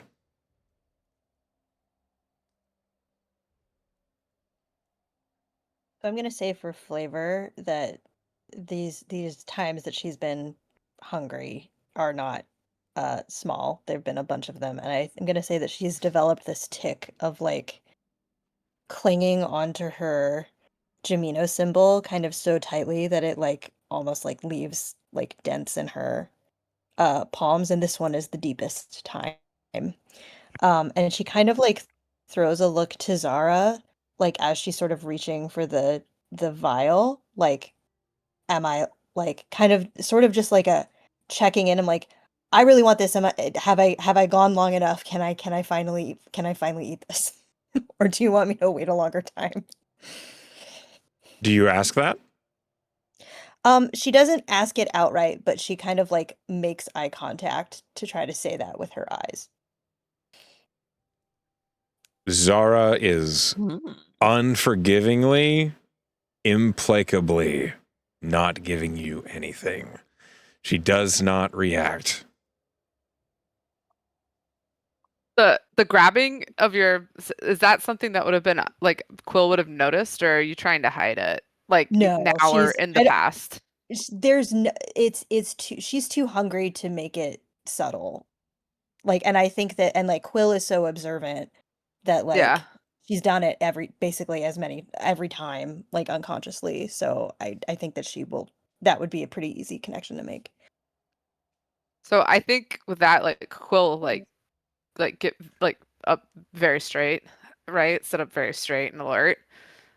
Oh, well, good morning to you. But you'll see that the like arm is just not Yeah. not like pointed straight at you, but it's ready if it needs to be. Oh, Yeah. good morning to you.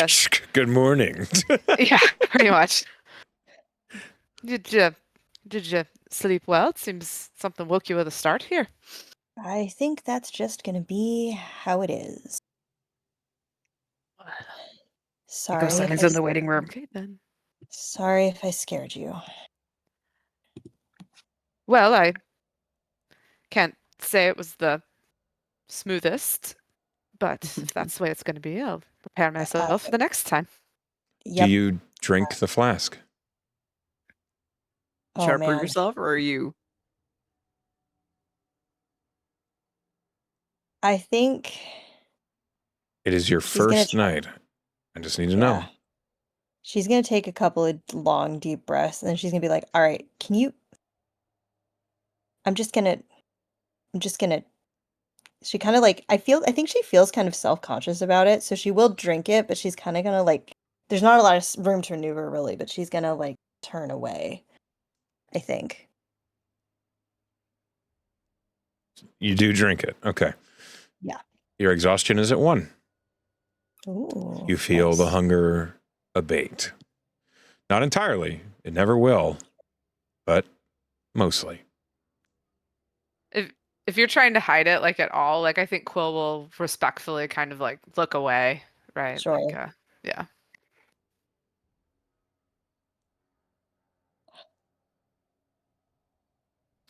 After you drink and you feel the satiation come through. Hey, Claudia, what were you feeling when you were tapped? We discussed that she was like just deeply concerned.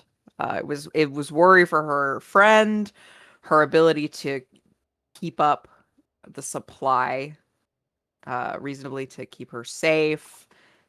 Just the new added element of the party dynamic now. She was just overwhelming amounts of concern. So, Tess, interestingly enough, all emotions have a flavor, and concern and worry has a tangy, almost fruity sweet flavor of like a kiwi. Oh, fascinating. Do I clock that it's worry, or do I just taste kiwi?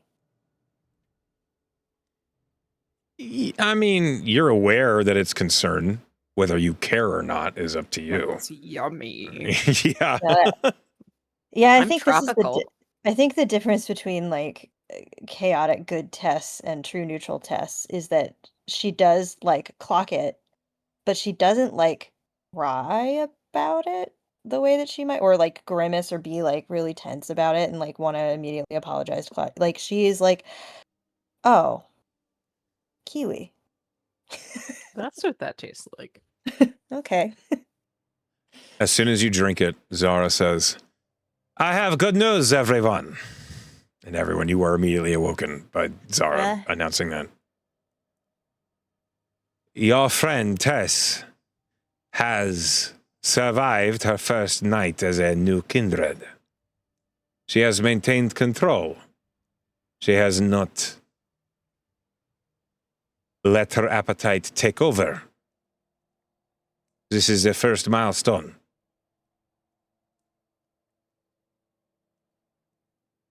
I ask how many milestones there are. There are many. I figured as much.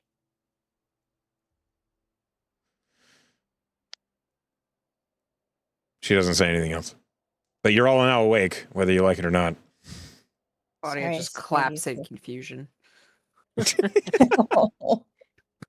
Yay, that's Oh, honey, don't. It's It's okay. Don't. Thank you. It's the thing about a journey. Every mile a new stone.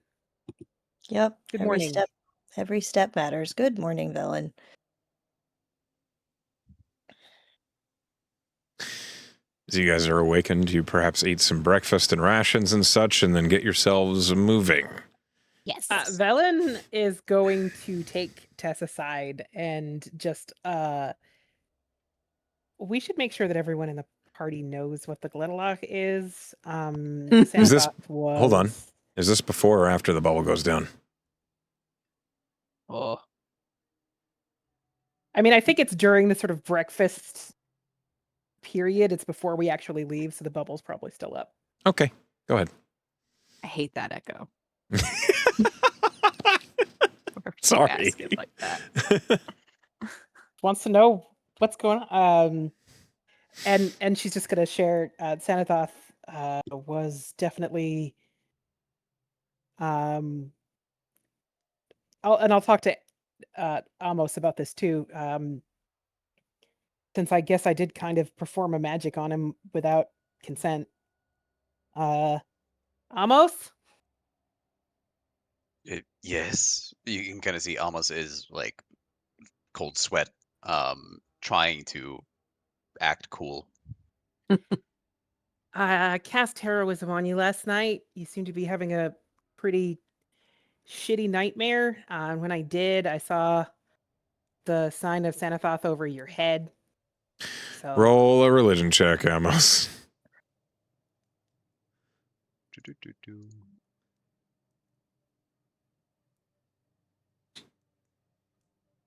There we go. Oop. Not very good. You've heard the name before. Something about nightmares? God of nightmares? I was haunted? Or something? I mean, I didn't see what was going on in your head, obviously. You just seemed to be having a really hard time of it. I thought it would help if I gave you some, support. I don't even know. But when I did, the Nightmare Watcher was apparently watching. So he's taking an interest.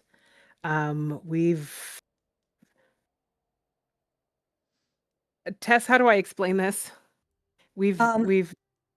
So the Gledalac is essentially, it's like your boy. I'm pretty sure it was your boy Croesus that appointed Yeah, boy.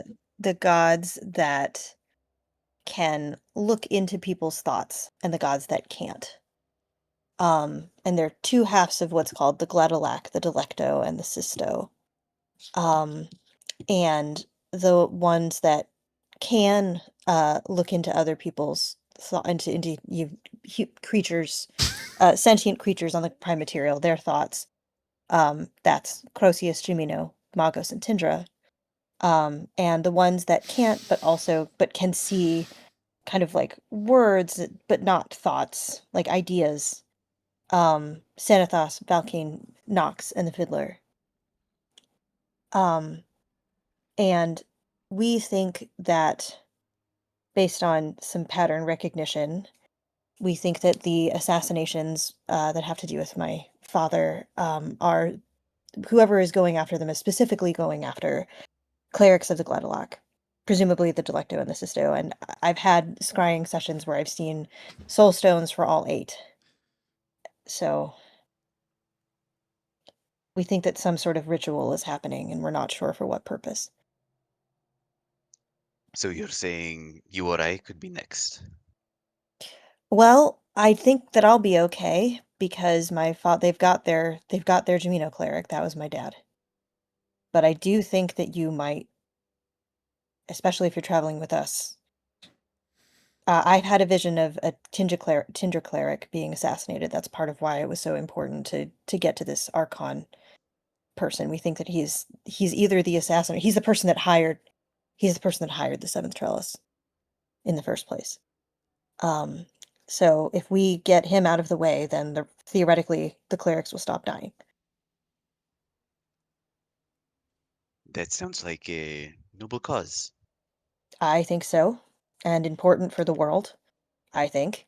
But I feel like if Xanathos is involved, he might be trying to help us actually and give us a hint. Do you remember? I know it's hard to remember, but is there anything about your dream that might be related? It might. I dreamt about Rook. He was still imprisoned. I remember a phrase.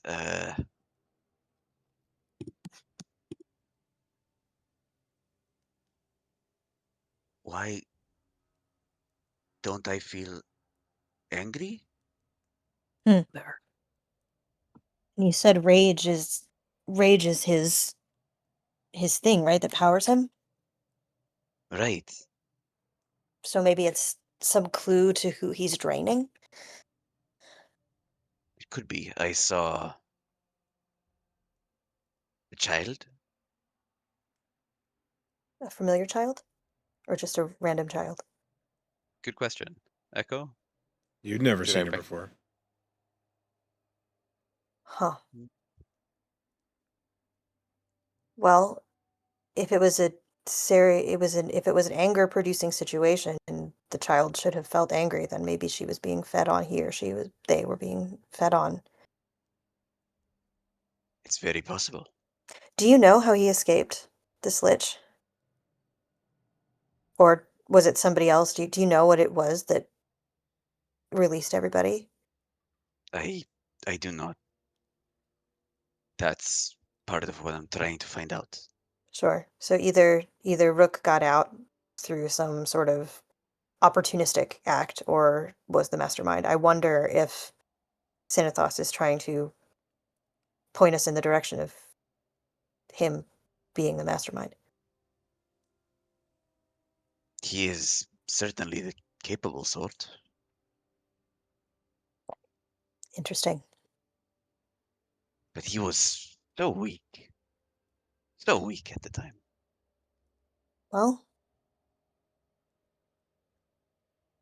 I suspect if he had something to feed on, he was increasingly less weak than we thought. The quicker we can find him, the quicker we can make sure that he doesn't fatten himself up too much. I agree. Oh, and thank you, Velen, was it? Yeah, Velen, hi. I think you helped me out of this nightmare. Well, I tried. Thank you. You're welcome. Anytime. I mean, I hope I don't have to do it anytime. I hope you're not plagued by nightmares all the time, but No, happy to help. every now and then.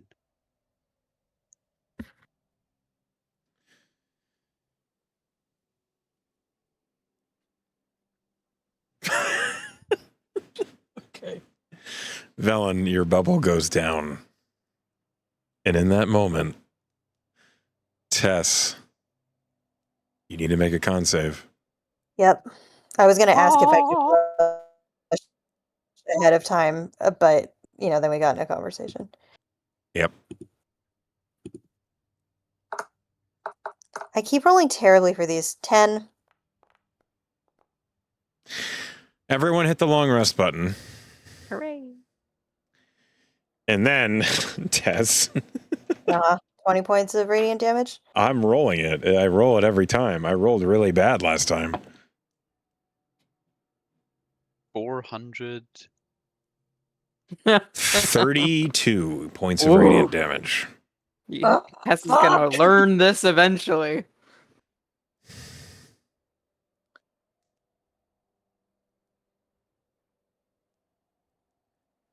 Or is there shade anywhere? Yeah, lots of it. You're in a forest. Yeah, I'm just gonna fucking like I think this time the cry is more frustration. Just like beeline for the fucking shade. Now can I You do will get the hang of it. Roll another con save. Ow.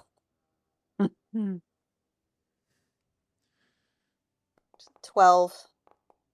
That is your DC. Okay, yeah, okay, I think so now. The blush takes place. Yes. Your DC right now is 12. So immediately after getting under the trees, you like focus and you press the will of life into your veins and you're okay. Goes away. You feel once more hardened against the light of the suns. I'm gonna healing word myself, and my healing word is fucking sun. Fuck you, Beerus. Yeah. There's just a giant golden dragon in the sky, like.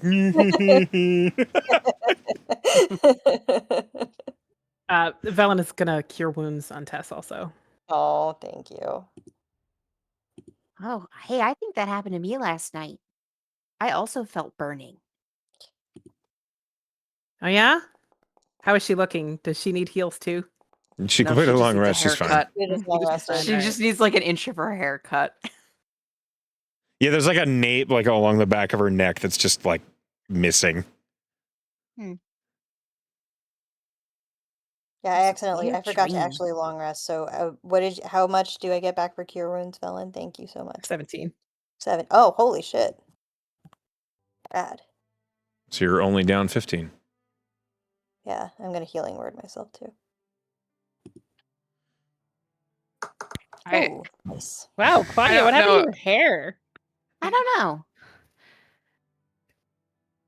Oh, I think she got too close to the fire last Oh. night. That Tess explains it. Tess kind of gives a side eye, but doesn't say anything. Quill has a disguise kit, so I think Quill kind of like pull it out and be like, I can try and fix you up a little bit if you'd like. Please. I'll do some hair. Cute. Roll a Um, dexterity with proficiency check. So like a million. Probably. So just a dex roll? Dex plus proficiency, so probably sleight of hand or. Okay. The best Oh, wait, no. haircut she's ever gotten. Math is gonna be hard. I'm just gonna roll a d20 and then I'll. What is it, Bobert? So what? It's 11 plus 5 plus proficiency. What is that? Are we at like 4? So 11 20. plus 9. Mm-hmm. Yeah, Claudia, your hair, she does your hair exactly as you'd like. However It that doesn't is. smell crunchy anymore. Thanks. Yeah, well, where I come from, what I've been doing, it's important for people to look the way they want and they need to. So if this is the way you need to look, I'm happy to help you out. Thank you. I'll come to you the next time I need a haircut. Well, let's not be getting any big ideas. It's just, it seems Well, the next time I roll into the fire.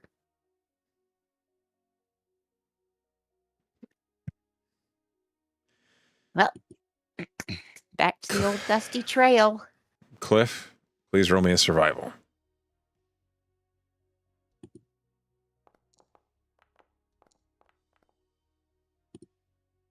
$24. You resume the journey heading west. I need a D100 from somebody, please. Anyone? I don't care. I who. got it. Okay. Holy hell. You rolled the That's a magic lot. number. Ooh. You It's rolled either the really magic good or really number. bad or nothing. It could be anything.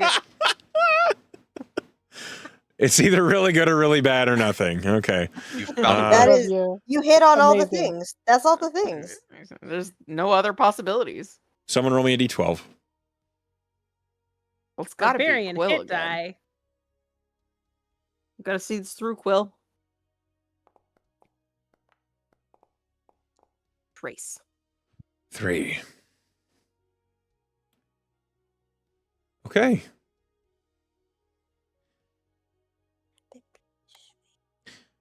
Tess, Velen, and Claudia. You experience a sensation that you're familiar with. You have experienced this before many times in the Goldwood. Everybody else, there's this strange sensation as you're walking of you like lose focus on the trees around you as you're walking. Your perspective on how fast you're moving, where you're going, the direction you're moving, you just kind of lose it, honestly. And then when suddenly you snap out of the zone out, basically, Cliff, you realize you are much closer to the landmarks that you were heading towards than you were before. Oh, found a shortcut. I guess we... Did I black out? No. The Feywild is just weird. Velen, Tess, and Claudia, you are aware you've passed through a tree gate. You just didn't know it was there. Oh, nifty. That's interesting. Tree gate. What? What is tree gate? It's a long It's story. it's like an old passage that cuts across distance in the trees. It's druidic, I think, from a long time ago. Ish. It's a cool way to long distance travel.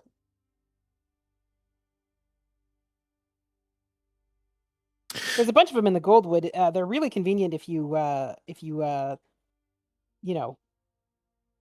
it's there. Yeah. Roll. You can use it to your advantage. It's nice. Amos, roll me an Arcana check. Rolling. Rolling.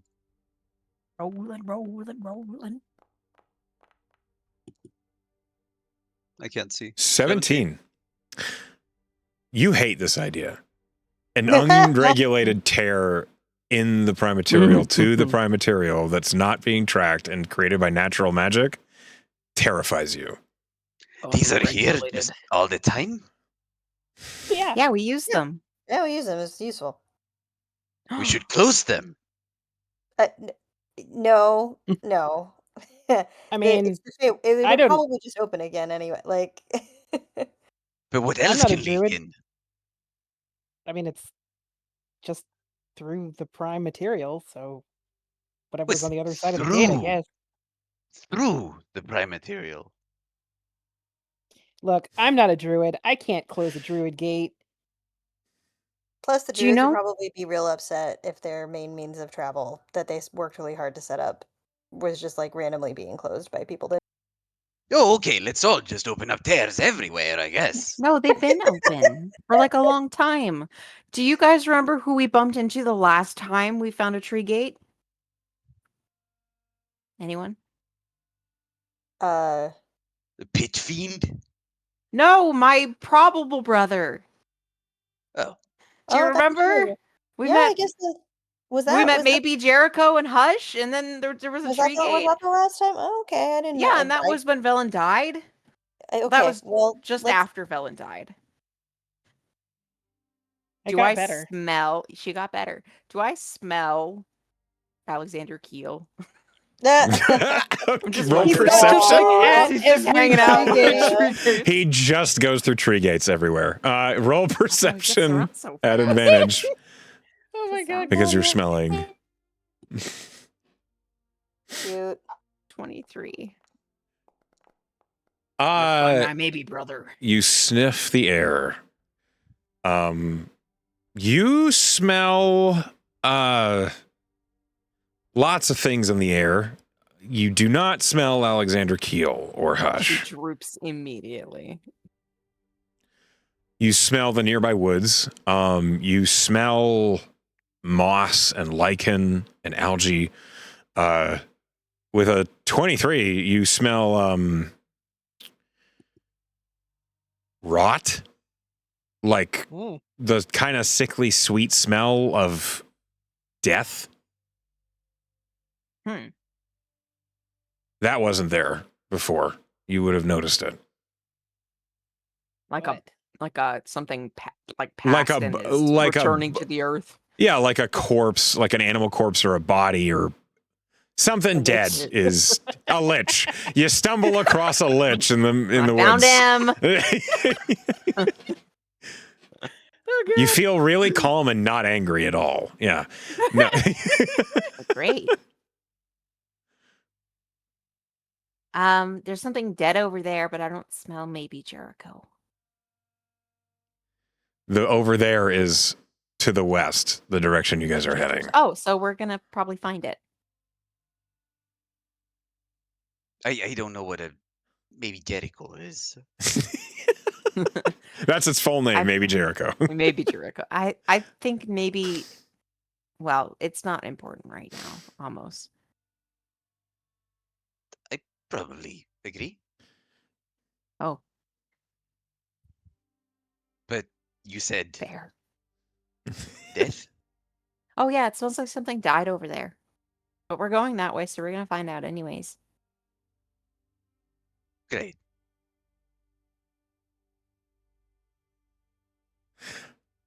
So let's go. You guys continue. What's your marching order?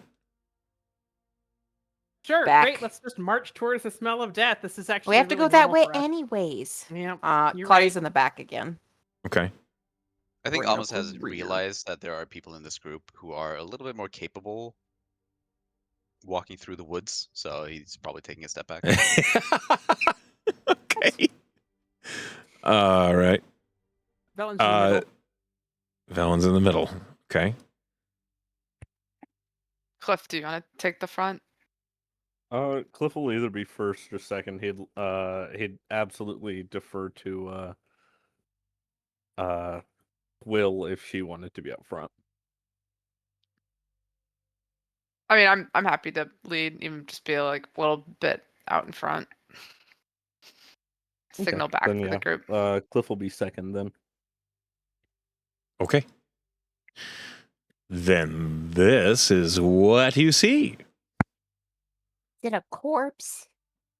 It's the woods. Oh. More woods.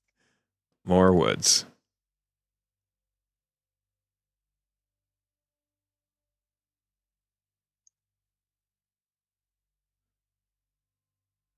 As you guys are out in the woods, with when you're chasing the smelly smell that smells smelly,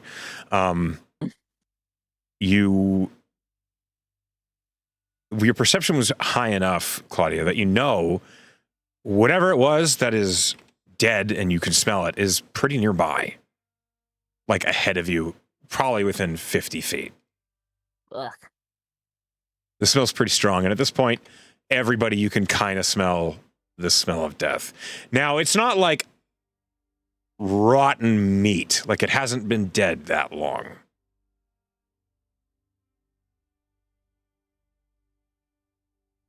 There is, however, Claudia, a distinct lack of blood. You don't smell any blood. Tess, were you here already? What? There's no blood. Oh, Oh, maybe okay. Zara went out to get a snack. I most certainly did not. I am provided for. Oh. Okay, well, there's no blood smell, just dead smell, which is a little weird. Those two things usually go together. I guess be on the lookout for a vampire. Kindred, sorry. It is not for my well-being that I insist you say kindred. It is so that a angry one does not kill you for saying it incorrectly. She looks back at the forest. Kindred, sorry. In case there's a vampire out there who would be offended. It is for the best. How do you guys proceed? you want me to sniff it out? I think that's a good idea. Okay. Roll investigation at advantage, Claudia. She'll As actually. She doesn't know that Tess told Amos that she's a lichen, but it completely does not even occur to her to think that he wouldn't know. And she just transforms into her full wolf form. She just kind of like hunches over and then shrinks down a little bit until she's just a wolf. And puts her nose to the ground and starts sniffing. Why did you disappear? Okay, well, it's bugged. Oh, well. Okay, everyone pretend It's that Claudia very is a wolf. audible dog snuffling that you hear when they're like sniffing around. Yeah, like that. Almost very, very quietly hisses a little bit. Yeah. Her ears perk up, Cute, tilt back toward him. cute. As Claudia is sniffing this out, what is everybody else doing? Hissing. Heard that? Okay. Anybody else? Sorry, did you say investigation? Yes, at advantage, because you're sniffing. Snippy snip. I think Quill is like up front looking around, kind of like with my arm at the ready. It's Okay. like back up so Claudia can focus on what she's doing. Tess is kind of tempted to run ahead and but stealthily. But doesn't do it because Claudia's nose. We trust Claudia's nose. She knows. But she does say, I do have pass without a trace in my boots if we want to proceed quietly, based on what Claudia finds. Claudia, the smell is coming. Okay, so if you're looking at this map, imagine straight ahead for the cardinal direction is north. Mhm. It's not actually north, but for the sake of this map, we're calling up north. The smell is coming from your northeast. So she starts plodding along. She's going slowly and like she'll go a little bit forward, maybe 10 feet in front of the group, pause and look back to make sure they're all following her, and then go forward again. Okay. As Claudia is Yeah, I'm gonna- Sorry. you're gonna what? There was just she's doing the look back thing, so Velena's gonna pace her. Move your token, please. Okay, well in just a second. I got up to get some water. How dare you hydrate? I feel like I was implying tension by bringing up a map, but that's fine. Off you go. I'm sorry. She was I dying. was thirsty. Sniff, sniff, sniff.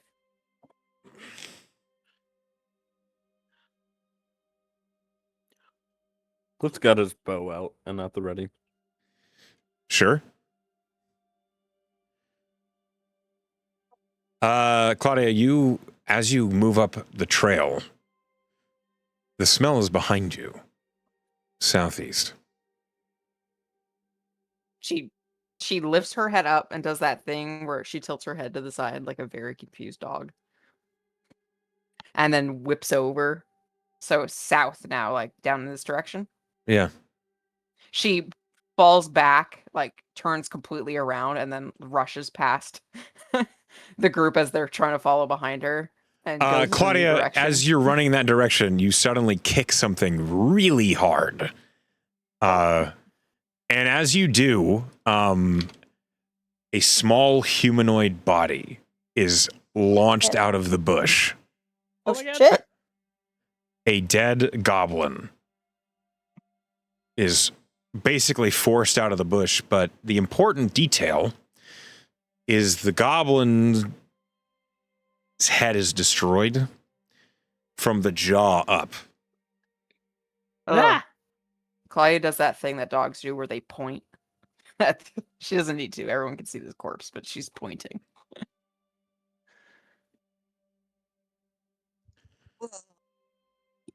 Looking in the bush that the goblin's corpse was in, you see there is another larger humanoid corpse that it was like piled on top of. Ooh.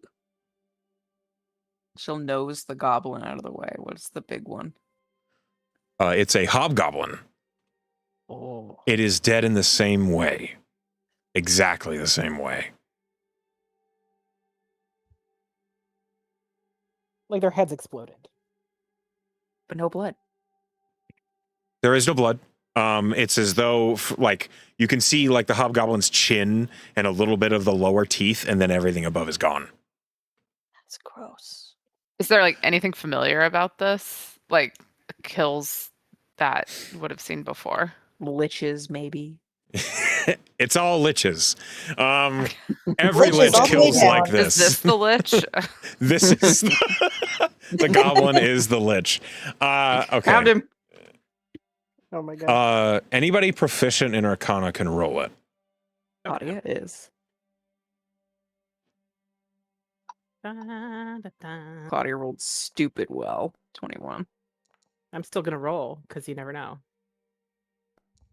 You're proficient in Arcana, Claudia? She is. Yes. Okay. That's She 27. was raised by vampires. Glad I'm not the only one who was surprised by that. I'm sure I've asked that question so many times at this point. Yes. Okay, so Velen and Claudia, you remember conversations with Cauldron. You remember kind of stuff that's happened in the peripheral around her and when you were at the Arcanium and such in your studies. You both kind of come to the same solution, Claudia, as you look up. And as you look up, you see a thing in the bush that looks hideous as it's twitching, moving strangely, erratically, as if its limbs are shaky, and then it leaps towards you. It's an intellect devourer. Oh, fuck. We are rolling initiative, please. Oh, fuck. Claudia makes a very startled doggo noise.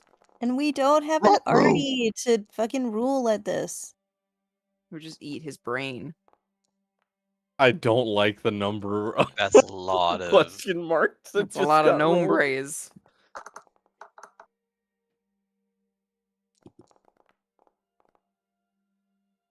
What the fuck are intellect devourers doing here? I don't know. Lich thing? Yep, they're I all don't- Claudia- liches. Every intellect I devourer don't is just know, another man. lich. We have to get to the den plane These are first. just baby liches. God, I I rolled rolled shit. terribly. Bitches. Bitches. Baby liches are bitches. Okay, well, See you've you in been an hour. ambushed by intellect devourers. The one that leaps at you, Claudia, is going to make a claw attack. You're in wolf form. Which Yeah, but your AC because of- hasn't changed, but Valkine's Brigadine, am I a little armored wolf? yes. Oh my god. Wolf armor. Warmer. That's a She's 22 to so hit. cute. Oh no. Oh, that hits. Okay. Damn. Okay. Me without my shield. Hold on a minute. I need you to make a intelligence saving throw. Oh god. I'm gonna be a dumb dog in a minute. Oh, I rolled really well. 18. That's really good. You don't want to fail this. Oh? I promise. But you do take 6 points of psychic damage Ow. and 6 points of magical slashing damage. As this tiny little creature, which is best described as a brain with legs, it leaps forward, and you see that it is covered in this strange, pulsing purple substance. Now, when you read about intellect devourers in the past, Velen, they didn't have that. This is weird and new. Yeah, it's gross. It also looks shaky in a way that it's sick, afflicted by something. Something is wrong with this intellect devourer, and you don't know what it is. But also, it's attacking Claudia, so you're not exactly feeling any empathy towards it. Just like there's a strangeness about this beyond the normal. However, you guys were thoroughly surprised by the intellect devourers. So this one is going to reveal itself as it leaps forward, and it's going to synaptic static Tess. Tess, I need you to make an intelligence save.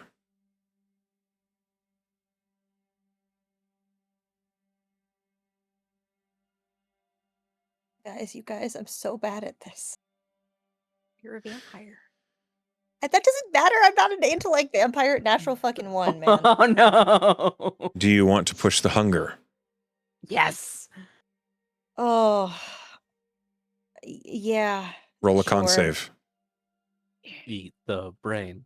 Eat the brain. Sure, 15. it has Or blood. 21. You rather. successfully push the hunger. You do not get hungrier. Go ahead and roll the intelligence save again.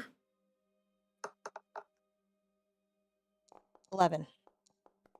That is a failure. I have a +0 to this, you guys.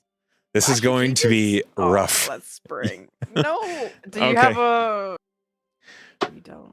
We're gonna just take the failure, you guys. Okay. Tess, you take 16 points of psychic damage. You lose your reaction for this turn. Do I lose all of my reactions? I have 2 of them as a. You do not have a reaction Okay, got it. at all. You feel like slowed and startled and confused as you looked at this intellect devour, and it like looked at you, and you just felt like a pop in your brain, and it hurt terribly. Oh, I hate that. I've had one of those before. I don't want to be slow. That's the opposite of what I want to be. You're still fast. You just don't have a reaction. Sorry about that. Quill. An intellect devour comes fucking flying out of the bush, and it's going to try and eat your brain. Yeah, okay. She's got such a good one of those, though. I know. That's a 23 to hit. Well, it gets that. It gets my brain. Please, maybe. no, you're not dead. Roll me an intelligence save, please. Okay.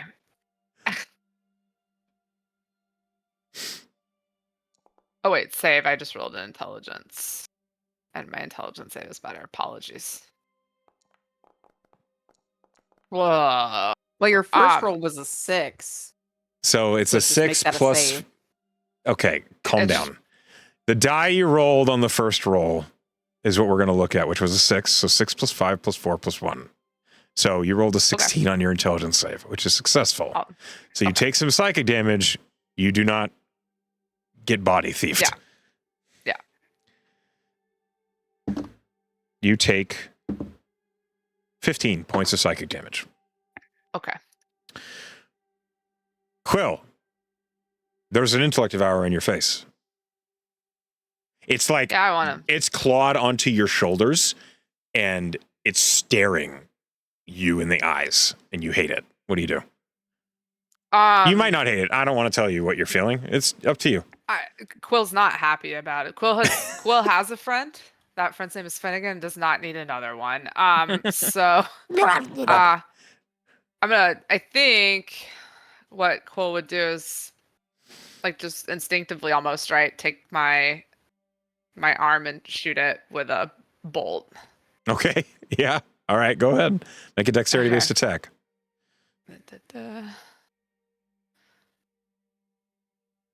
Oh, what can that be? Just a dagger attack? Yeah, that works. Okay.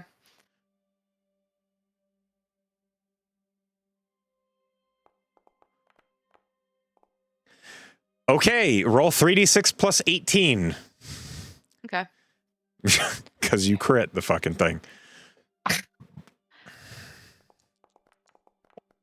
Oh. 22 points of damage.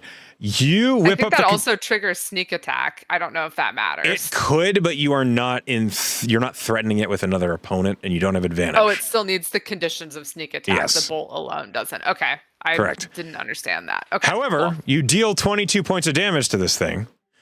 You blow its little brainy face off with a concealed detonator bolt, which explodes, and the intellect devourer dies. Make it look so easy. Every time. The body of the intellect devourer like flies off of Quill's face and just lands on its back on the ground, its 4 legs curling up like a dead spider. Oh, that's a bonus action too. I forgot. Weird flex, but okay. Thought I forgot it was a bonus action. Now that you have more you can do, by all means, proceed with your turn. I'm You're being a cheeky subclass. asshole. I know. You're with that. I'm just gonna like look around and see like You see what I another can- one on Claudia. You see Yeah, if there's- this one that has just attacked Tess. Yeah, You see I'll run over to. Amos. You could shoot him. Okay. Who's this Thinking new about it. person? Yeah. You're the most normal of them all, so you're not to be trusted. Okay. This I man will run over- haggles. Yeah, that's my role. Okay, I will run over to the one that is on Claudia. Get Okay. Yeah. Curl around here if I can and stab with my dagger. As this you time. run over the goblin corpse, Oh boo. Uh-huh. roll me a dexterity saving throw. Oh, boo. Yeah. Uh,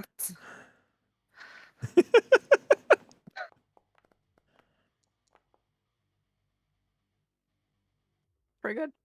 That is pretty good, but it is not good enough, unfortunately. The goblin reaches out and grabs your leg. Ah. And you see from its chest, Intellect Devourer eyes are peering up at you. I didn't know they had eyes. It's going to it's going to try and synaptic discharge you.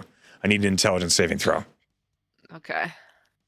It was holding its action for this, so it was maybe a little upset that it got like kicked 8 feet. That's totally successful, which is great. You take 5 points of psychic damage. Okay. That happens. You're Do I grappled. still have my action? Oh, I'm grappled. You succeeded on your saving throw, so you don't lose anything. You just take some psychic damage. Okay. So I'm grappled in a way where I probably can't stab with my dagger. Grappling My does not action. remove your attacks. I'll Grappling just just stab down at the thing then with my dagger. okay. Go ahead. You're attacking the. I hate the name of this feature. The body thieved goblin. Okay. I'm just like hacking down at it. Okay. That's a 15 to hit. That does hit. Go ahead and roll damage. You would get sneak attack because Claudia is technically a threat. Okay. Let me find sneak attack on here. All of you witness the goblin missing its head grab onto Quill and try and zap her. 31 points of damage. You kill it again. Slayer. The body thieved goblin slumps to the ground, the corpse of an intellect devourer like splitting open inside it, and this purplish ichor just out the bottom of it.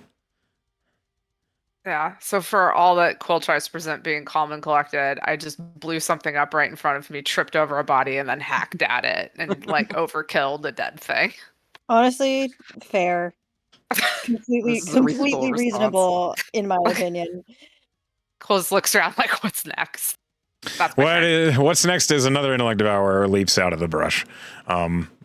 This one pouncing on Cliff. Cliff. Let's see if it hits you.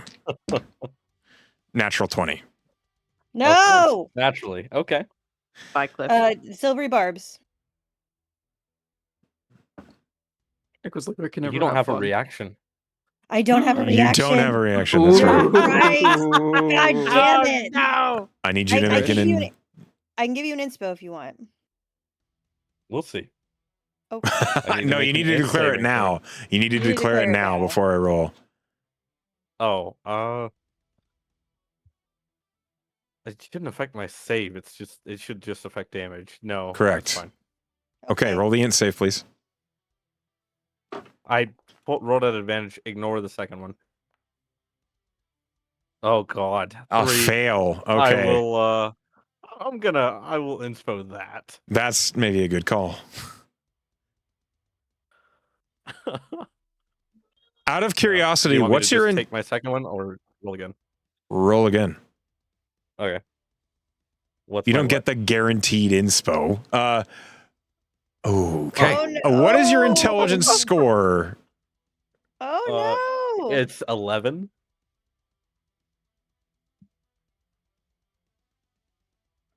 Okay. That's not good.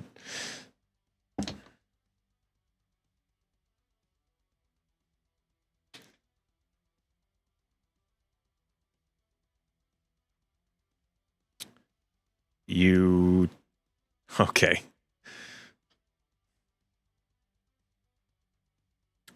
Cliff, in this moment, Yeah. an intellect devourer leaps towards you. And as it does, you feel its claws latch with firm purchase on the side of your head. You feel its presence, this hunger, the strange cold that it's pressing into your mind with. You feel it catch you by surprise. And in this moment, you are so startled that you are unguarded as it pushes in. It deals more damage than you have intelligence score. Cliff, you drop to 0. No. Okay. What does that mean? It means Cliff is body theft. Theft? Can We we fix like, that. get him back? Does he just like fucking die immediately? Like, can we do In this something about moment, it? all of you watch this intellect devour leap at Cliff and then seem to phase into his head, and Cliff falls prone. We can fix that, right? We're gonna fix that.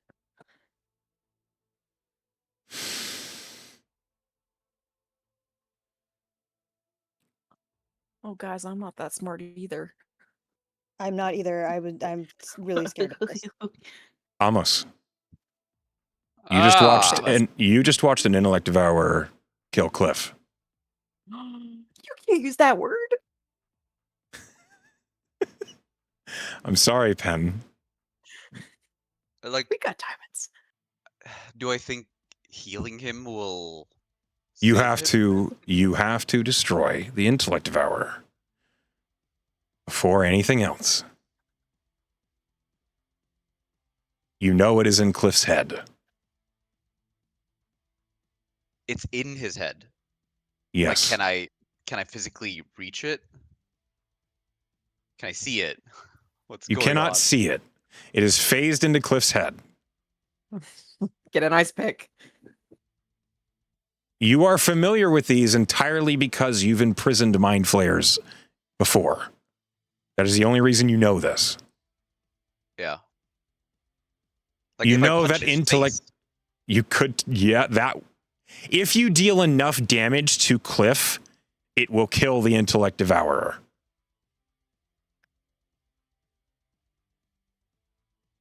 Okay.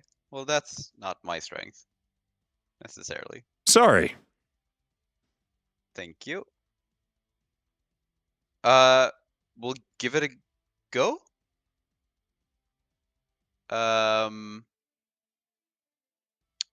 Amos is going to find his spells. And he is going to... Wait, how do I do this? That was the wrong place to do that. New character, who dis? It's okay. You just watched a player Hey, that's gonna be character. me soon. You did just watch a player character die. No! So I We're understand. gonna fix you. Hi, Pixel. Oh, or did that work? Oh, it did work. Okay. I'm You've gonna cast- cast Holy Weapon Okay. On my who? claws. Okay. That's a bonus action. So you now have an action. Your claws are glowing. What does that look like for you? So you can kind of see as Amos is baring his claws, that there's a slight hint of like a shadowy red wisp to his claws currently, Mm-hmm. and he is going to charge at Cliff and Perform punch him surgery. in the face.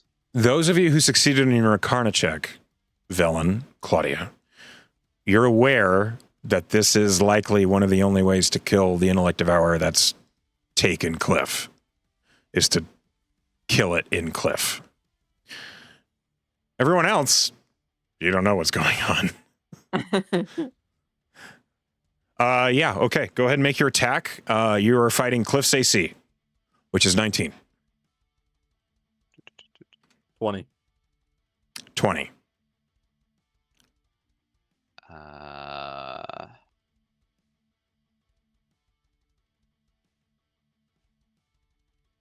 Wait, that's the wrong one, is it? It should be a strength or dex-based attack using your unarmed strike. Yeah, it doesn't seem to want to use, but the mace has the same stats, so I can just Okay. use that. That's fine. But it is the claws, just for reference. I understand. Oof. His heart's not in it. That's a 13. You have flanking from Claudia if Claudia is a threat to this Cliff. Claudia, are you a does threat? understand. Yeah, she does. If she understands the circumstances, then she is aiding. Okay. What does that I'll aid take look it. like? She's still a wolf, so she kind of like plants her paws on Cliff's chest and like grips his armor with her teeth to like hold him still. Okay. Make the attack again. Amos. It's slightly better. 17 does not hit. It's not good enough. I'm going to use my inspiration that I just got for the RP Okay. With Cliff. With Cliff. with Cliff. Roll That's again. a natural 20. Roll again with advantage. Please, come on. Okay, that's Yes! That's So better. much better. 28 hits. Go ahead and Yeah. roll damage plus holy weapon. You cannot inspire this to a crit because only one inspiration can be Only used on a one roll. inspo. You did roll for damage already when you first rolled Holy Weapon. Yeah, I which is rolled the a- damage for the holy weapon Well, already. you added up. It's, And hold on. I'm going to add my cosmic strike. Which is an extra D8 force damage. I'll show that. So 6, 10, and 36.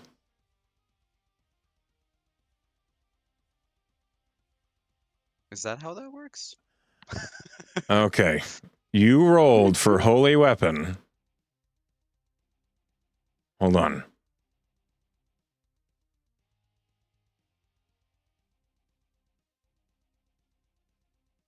It has to roll. Oh, it's Con the save. save 2d8. to be blinded. Hold on. Unless it fails the con save, in which case it takes 48. Your DC is 20?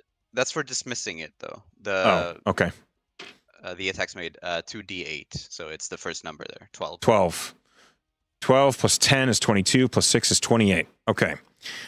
You slam Cliff on the side of the head with the mace. You see the magic That's of the awesome. holy weapon. You slash the side of Cliff's head with the holy claws. They cut into the side of Cliff's head brutally. Cliff's host is still alive.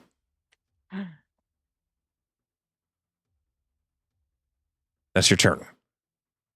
Tess. Tess is gonna go after this other intellect devourer can get to any of them and make the situation even worse. Okay. So she's gonna run up to it, and she's gonna bonus action haste on herself. And she's gonna first cast bless on everybody but Cliff. So 3rd level bless on all 5 of us, so we have a little bit of a boost to our saves. Okay. Remember your D4s, everybody. Remember your D4s, everybody. And then she's gonna strike at this intellect devourer. Go with for her it. sword.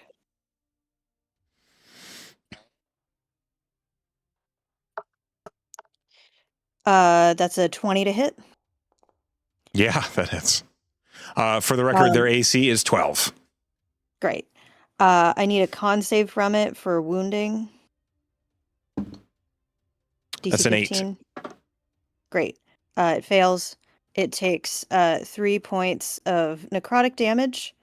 I rolled let's see, 9 plus 4 necrotic plus holy strike.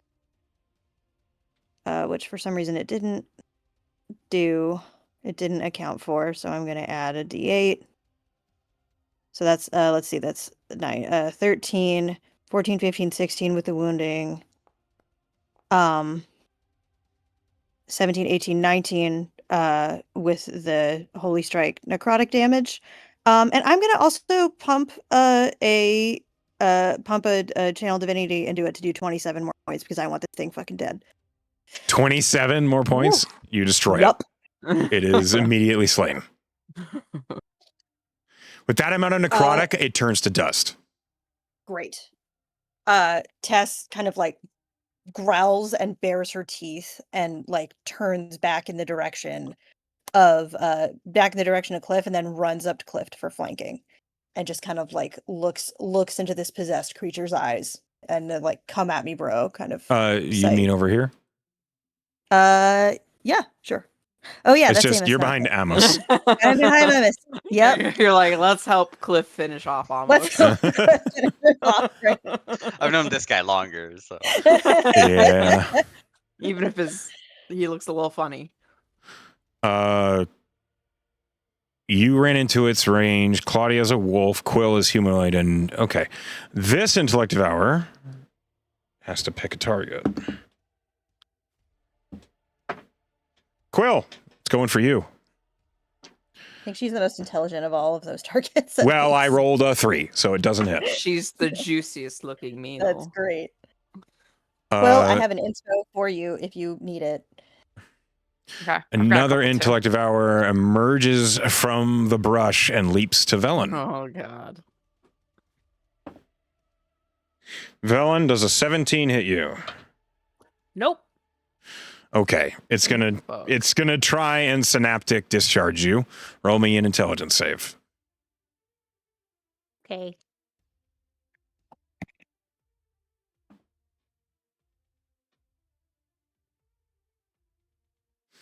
Tess, you now have your reaction once more. I was about to say. You succeed. Velen, you take 4 points of psychic damage. Okay. Cliff, What's up? make an attack What's up? on Amos, please, with Feihu. Okay. His first time using Feihu. I know, and second time he was using it last fight. It It's is a two just now. a hand axe +1 right now. Oh, because it has no soul. Oh, okay. So then -2 from that hit to hit. It doesn't hit anything. Please use Okay. your second attack on Amos. Okay. So Yes, you have multiple attacks. I know. I didn't say I didn't. Hooray! Oh wait, no, that's 19 to So hit. again, -2 from that. So 17 to hit. Almost a 17 hit you. 17 is my AC. Roll the damage for a hand axe +1, please. I'm gonna bending step away. Okay. Okay, so it won't hit. It depends on where he ends up. I think he's just gonna jump 10 back in this direction. Okay. Then the hand axe swing misses. Does it know how to use Cliff? Not really. Okay. Still figuring out the wiring. Dude, shh. Don't say anything. It was the second With time you had to a do that. with a bonus action, you are going It's to always move the- forward, and you are going to punch Amos. Attack of opportunity. Go ahead. Great. I'm going to inflict wounds because I have Warcaster and I can cast a spell.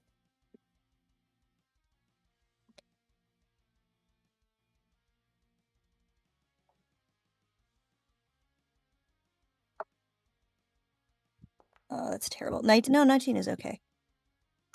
19 is the AC. Go ahead and roll the damage. 27. 20 is the AC. 20 is the AC. Oh, then 20 it is doesn't AC. hit. Oh, it doesn't hit. Sorry. I'm looking at the Foundry page, and for some reason it's saying 19. It's because of the ring of protection. It's for Gotcha. some reason not like calcing. Okay, so I'm afraid your attack of opportunity doesn't work. Claudia, Yeah. do Oh, you can make I one? do one? A woo? Yeah, go ahead. Yes, I am just a dog, so I will use my claws, which can still inflict lycanthropy. So good luck, Cliff. 26. You hit. As a werewolf. Here's the fun part. The con save to fight lycanthropy is the intellect devourer's con save. Oh no. Go ahead and roll damage. Well, Well, we can- my body? It Listen- doesn't matter. Listen, It's we're gonna controlled fix by the you intellect up. devourer right now. We're gonna Oh my put you god. back together. It's okay, you guys. 12. I have removed curse. Okay. The intellect devourer is still alive in Cliff's body.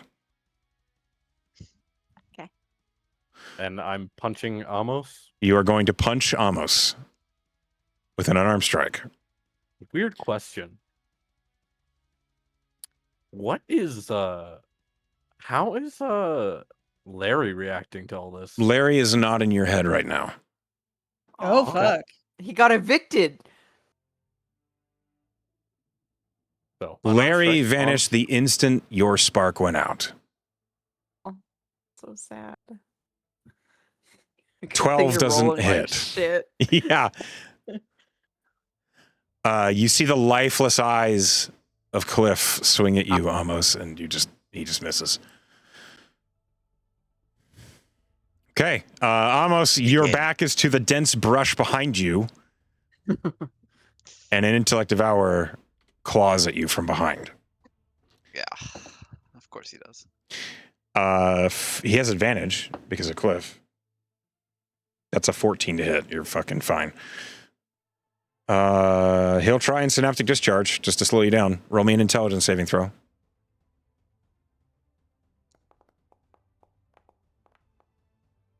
Well, That is the DC.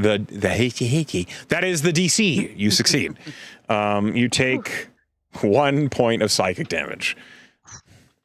calm down. You Whoa. need an aspirin.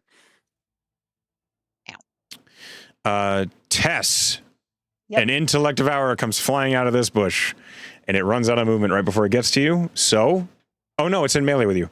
It doesn't actually have to be in your square. So it's going to try and get you. 21 to hit? Silvery barbs. 17 to hit? Nope. Okay. Intelligence I'm gonna save, give please. advantage. I'm going to give advantage to Amos. Okay. Intelligence save, please. Oh, still? Even though it didn't hit me? It failed to body thief you, so now it's just trying to shock you in the brain. Oh, got it. Okay. Well, I failed that. I'm going to let Okay. that slide if it's not going to kill me. That is 15 points of psychic damage, and your reaction is gone again. Annoying! This is Claudia. my whole build! God damn it!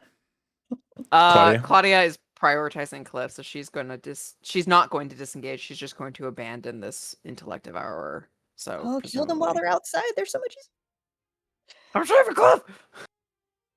So, I take an opportunity attack, presumably, from this one right here. Yeah, you do. 1 No, that doesn't. doesn't make it weird. Oh, okay. Bonus action, she turns back into Claudia, and Okay. she is going to place both her hands. He's facing Amos, but she's going to place both her hands on either side of his head. And she's going to use 2 charges from Talos Talon to cast Vampiric Touch to Okay. devour. the Yeah. devourer. Go ahead. And it's an advantage because Amos is across from her. True. It's pretty good. 14 was my better roll. 14 plus 8 is number 22. That, Does that hit? yeah, that hits. All right.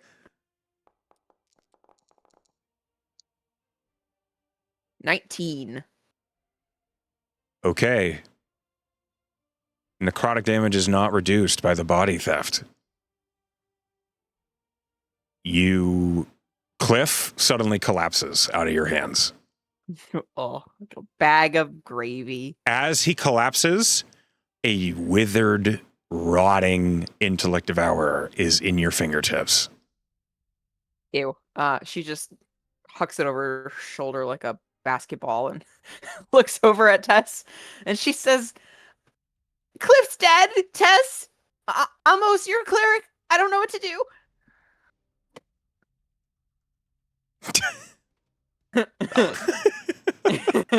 And she's just gonna lay him down, and she still has movement and an attack. Mm-hmm.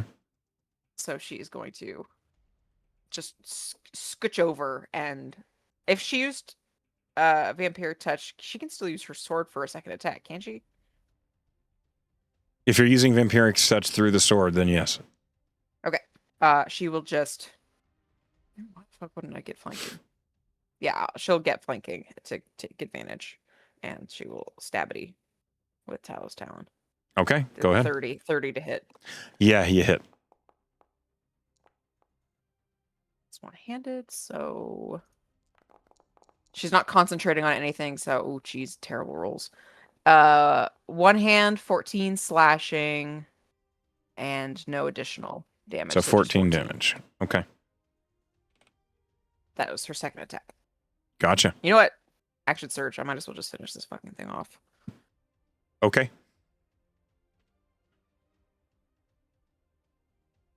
That didn't roll twice for some reason, but I'm sure 21 hits, but I could crit. It does. Let's see if I crit. I do not. Go ahead and roll damage. One-handed, it is 17 slashing. You slay the intellect devourer, harassing villain. Okay. More attack. Yeah, your action surge. You see this Yeah. one is still hardy, this one is still hardy, this one is still hardy. But only 5 more feet of movement. Can I Eldritch Blast? No. That's casting a spell. You can make an Can I attack. throw Talos Talon at it? Yeah, it's an improvised attack. You can throw the sword. It's just a strength roll. I'll throw it at this thing. I'm not wasting my action surge. Just a strength. Yeah. Okay. Dirty 20. You hit. Go ahead and roll damage for Talos Talon. Amazing. Which one are you throwing it at? The one right by Amos. Okay. She's just Well, its panicking AC now. is It's a increased D8. to 14, so you still hit. Okay. It's a D8 plus 12. Mm-hmm. So 6 plus 12 is 18 points of damage. You okay? Still alive, but it looks hurt. All right, that's she's used everything. And you see Talos Talon is now sticking out of this intellect devourer, and it's kind of After she throws it, It's after just she throws it, she just says, "Shit, I could have used a charge and made my range 60 feet." But I forgot to do that, so she threw it instead. okay. Anyways, that's my turn. Velen, you're up. You are no longer being harassed by an intellect devourer for the moment. Okay. Let's see. Where are the intellect devourers? There's one over here. There's one over Uno. here. Dose. Trace. All right. Tess is flanked right now. That seems bad. Yeah, I'm not excited about that. I'm gonna cast Thunderous Smite on myself, and then I'm gonna stab. You smite yourself? Oh, you okay? Go ahead. Yes, I smite myself. You always hurt the one you love. Yeah. I'm Suddenly very hilarious. tired. Okay. Yeah, I know, right? Okay. Just attack. Go to the thing. It's a whole other thing in a thing. Sorry, hang on. I'm a problem. It's popped up 3 times. God damn it. Fine.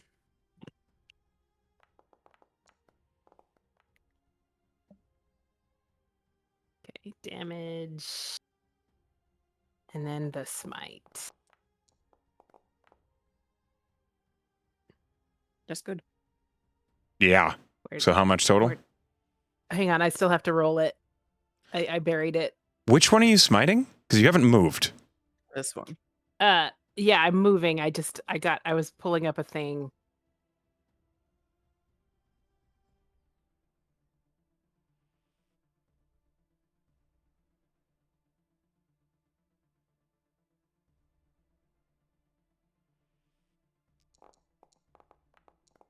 Well, I rolled shit, so whatever.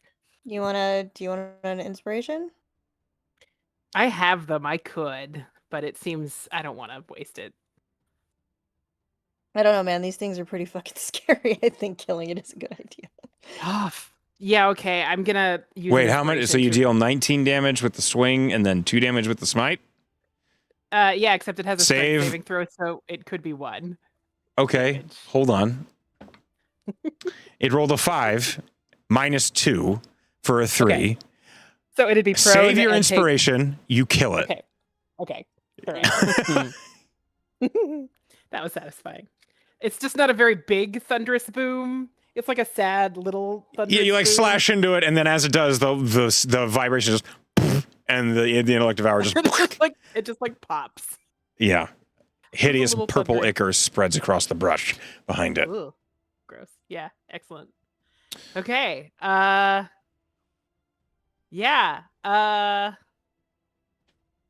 Yeah, that's my turn. Okay. You at the end of your turn, another intellect devourer. Yeah. Emerges behind Tess. Tess, 16 to hit. Yep. Nope. Roll me an intelligence save, please. Yep. They have one trick. It's a very I keep scary rolling trick, though. 5s. So it's a good thing they're not hitting me. Oh, that fails. That is 19 points of psychic damage. And your That's reaction just- is still removed from before. The So worst you fucking headache, man. She's such a bad headache right now. Quill, you're up. Okay. You see there are 3 intellect devourers up right now. 2 Yep. hardy ones, and one that looks Yep. barely alive with a sword sticking out of it. Well, I've got the 2 hardy ones close to me. Indeed. So I first of all, I'm gonna navigate around the body of the hobgoblin. If I can. Sure, you can. There's no terrain Yeah. walls here. Okay. I have to get my little dude. It's like a Well- little 5-foot hop up. It doesn't impede you at all. Okay. So I'm gonna use my full movement to get over here without touching the hobgoblin. The hobgoblin And seems really dead. Well, I'm At least one of Will's them is not really taking dead. any chances. That's fair. I don't blame Okay. you. I'm just saying it's not moving. Okay, and then I'm gonna stabby stab with my dagger. Okay.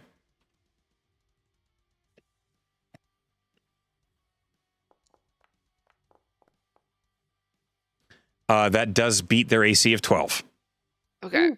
You do get sneak and then- attack from Tess being nearby. Boom. That.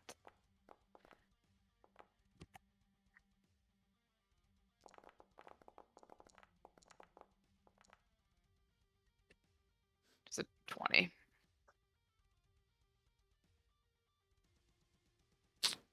Uh, 20 damage total? It has 1 hit point.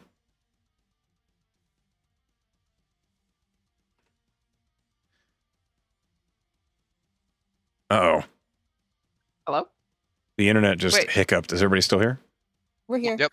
Yes. Okay. If you said something, I did not hear it. It has 1 hit point. my Oh, God. boo. Bonus What can I action? do for? Action surge. Nah. Nope. Never My mind. Not shit. me. It's multi-class. Lich? Liction search? What can I do for? I mean, I guess I could do that again. Seems kind of bad, but this is bad. I'll just take my bolt, I guess, and just shoot it in the brainy body that it has. Yeah, go ahead. Okay. Dexterity-based attack. Okay. So just use a dagger attack. It's fine. Okay.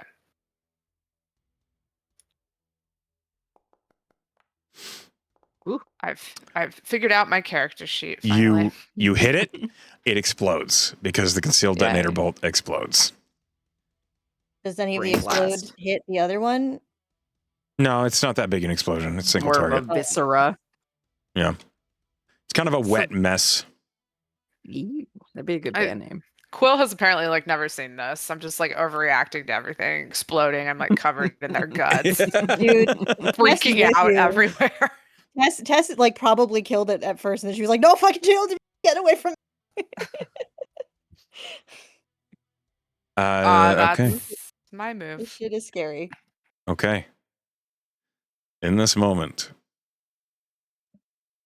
it is another intellect devourer's turn and Zara's turn. As- Zara. As Zara moves forward, something happens. Uh-oh. Cliff. Gee. Yeah, she's the lich. What's up?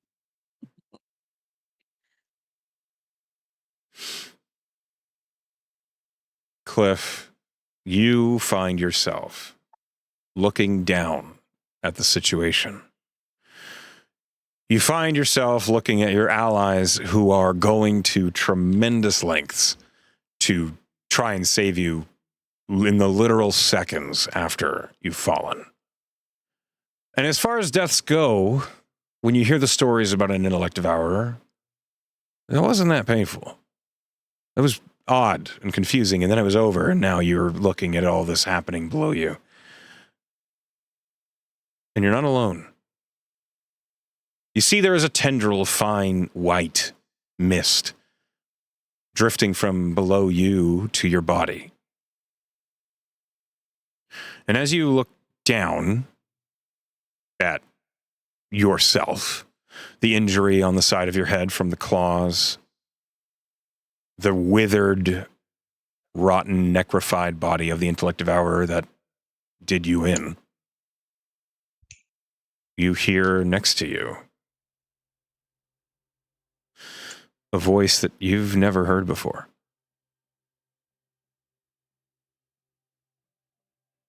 You are their pack. You have the choice to embrace Claudia's way. If that is a thing you wish. But understand, it is not an easy one to walk.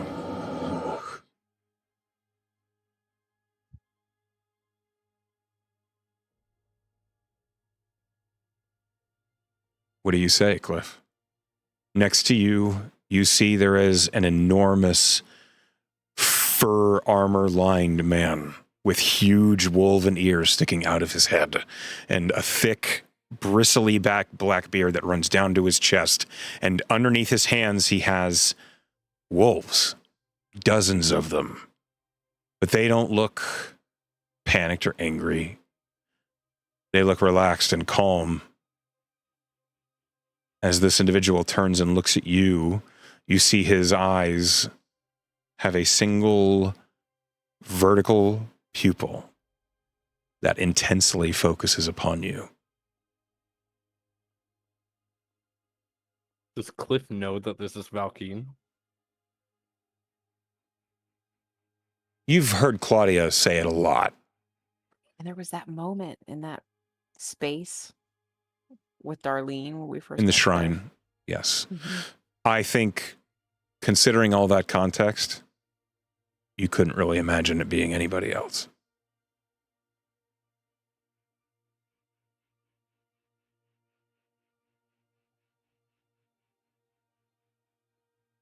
Oh man, this is hard. This is a big decision. Like you kind of dropped on me. Yeah, it is. Oh.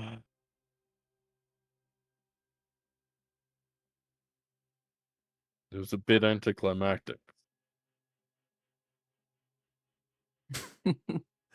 We do not always choose our ends.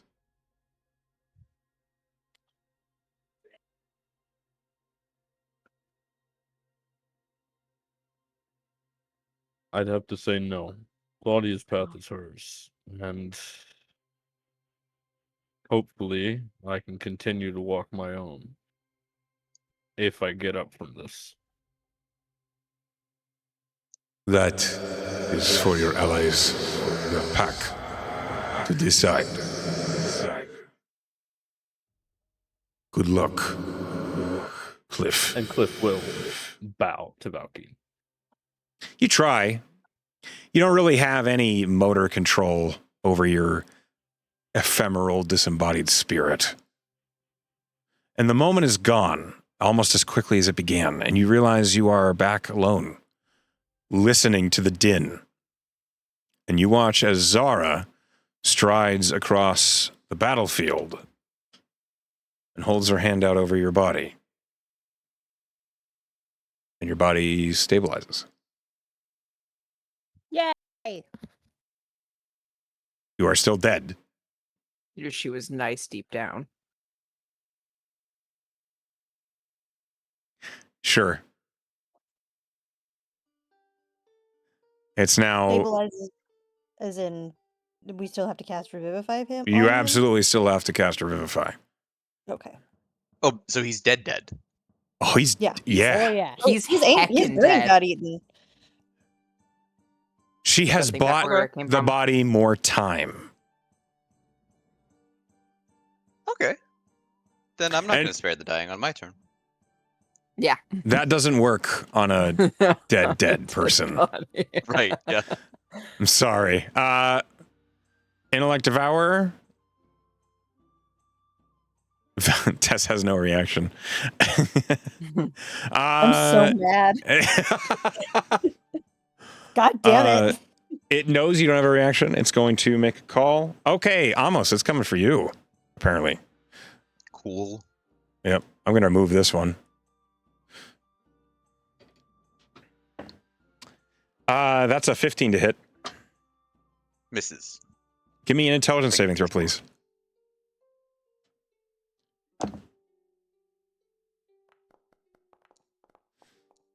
$14. You succeed. You take 6 points of psychic damage. It's more than last time. You're welcome. Amos, you're up. All right.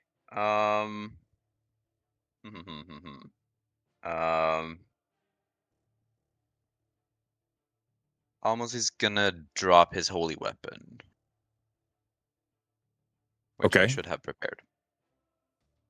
Your claws calm as the glowing light goes away. They explode, I believe. Oh, are they okay? Yeah, what happens? What? You're declawed Do now. you take damage? No. So, Just as a bonus ow, action, you fuck. can dismiss the spell and cause the weapon to emit a burst of radiance. Ah, okay. That's what I was reading about the con save. Okay. Yes. What's the radius? It Each creature is is your 30 choice. feet. 30 feet. That's a huge radius. Okay. They both make a con save. Do they have to be able to see? I'm kidding. They both fail. One's a 15 and one's a 3. Awesome. So roll So it's 48. Yeah, it's the lower one this time.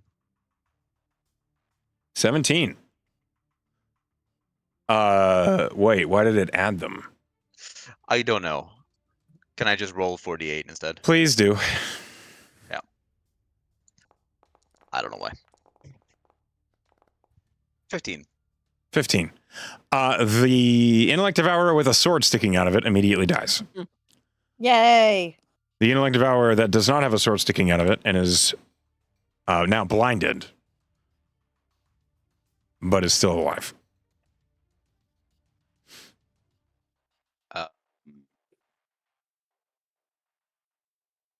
So this Yeah, one is still and- whole. It's still your turn. For his action, That's the only one left, right? So it appears. So it appears. I He is going can't give you a to- straight answer. What do you want from me? Yeah, that's a good point. He's gonna toll the dead. No, wait. Sorry. Tess gave him advantage or something. Advantage. Yeah. You have She doesn't advantage have on advantage, yeah unfortunately, Yeah. attacks. All right, then I'm just gonna claw him. Okay.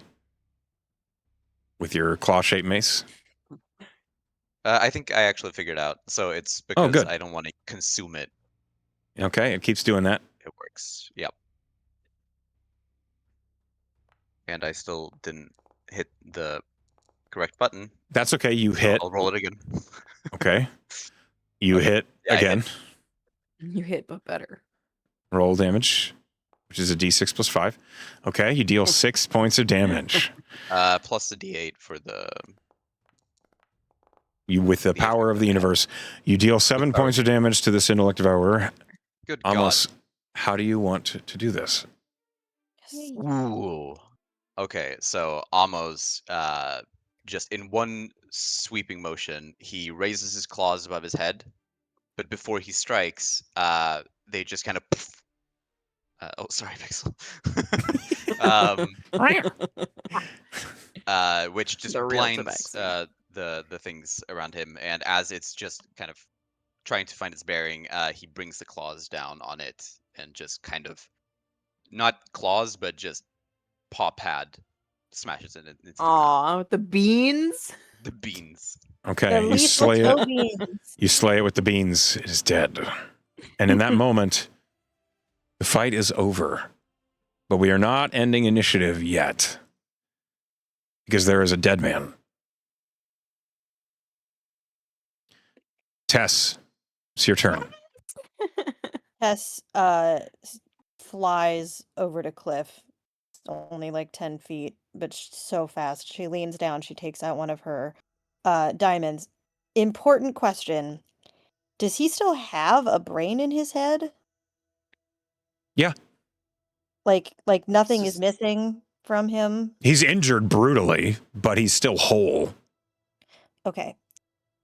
Tess will balance the diamond. We got a whole bunch of these while we were in crosshatch. And she will perform the ritual to revivify and whisper, "Let this change be undone for a little while." Cliff,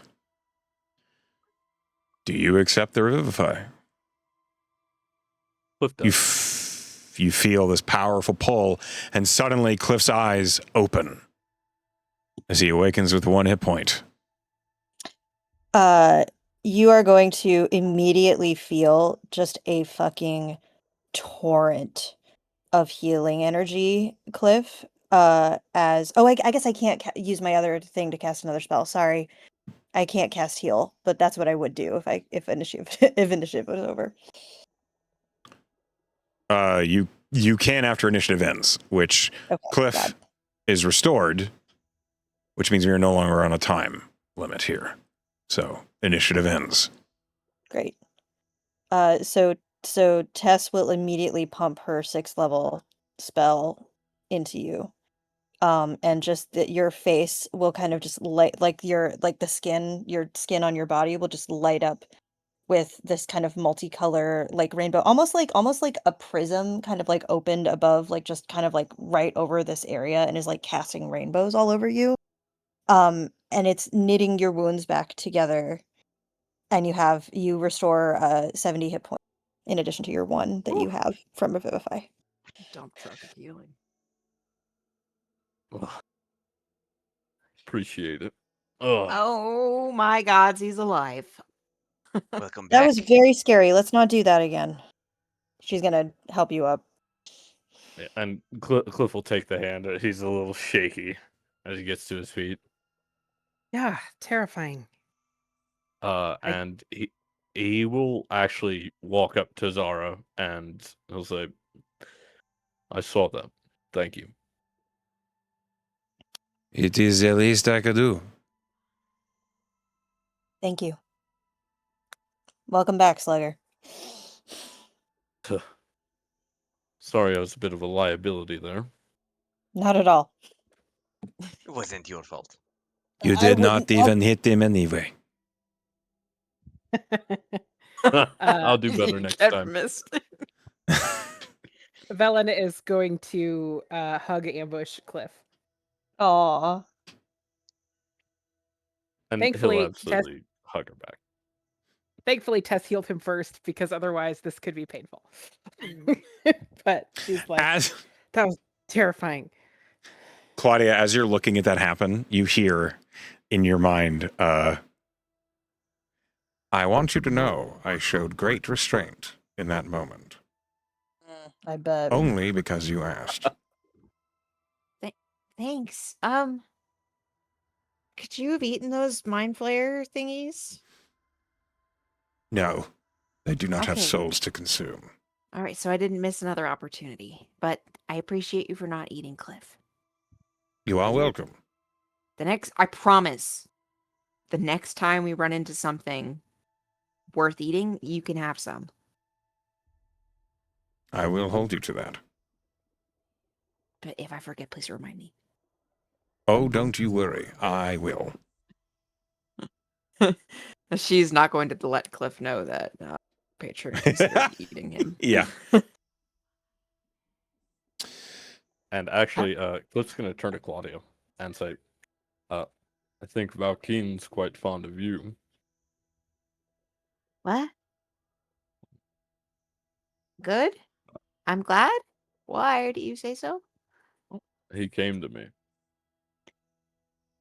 Why? Do you worship Valkeen? No. He came to me because of you. I do. Something good, I guess.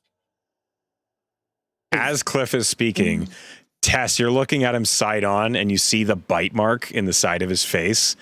And there is a small, like, blackened vein at the top of each of the teeth marks. Oh, fuck. You suspect Cliff- he is contracted lycanthropy. Cliff, I need one. We got one more thing we got to do over here, man. You don't want to be a lycanthrope, right? No, I turned him down. Okay, well, that's great. We still need to do it in the real world in enough time for it to take. So I'm gonna cast Remove Curse. What spell level? Let's say 5. That's the other spell slot that I have. Okay, roll me a spellcasting check. Because Claudia is higher level than that. Oh, woo. Natural Natural 20. 20. She says, I think not. You cleanse the lycanthropy from Cliff's system with a flush. And Cliff, you suddenly feel like you were dunked in an ice cold bath out of nowhere. From your toes to your head, you feel as if every ounce of you was freezing cold for just a split second. Oh, what the hell? Sorry. Cliff. I didn't realize. I didn't think about because you were dead and there was a brain in your brain. Cliff, Not yours though. as Claudia is perfunctorating, you see in the background, in the peripheral of your vision, the shadows of hundreds of thousands of wolves running away.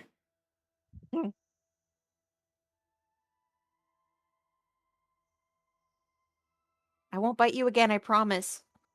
Unless I forget. Please don't. Tess can fix you if it happens again. I can't always, babe. Let's be careful with the bite, yeah? Yeah. You and me both. are Okay? a powerful. You are Careful a with the powerful bite. lycan. You must be careful with who you infect. He was dead at the time. He got better. Being dead is only a beginning.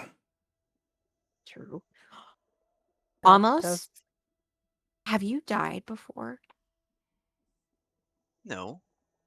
Okay, so it's just you and Quill left. Oh my God, Claudia. I'm just The rest saying, of it's you gonna have died? happen. No. Hey, as a person that chose this, let's really, really, really not be about this, okay? Oh, This her is track important to record. me. This no, we're not going to keep records or scores about this, Claudia. This is fucking serious. I'm so serious right now, Tess. You can be a stick in the mud.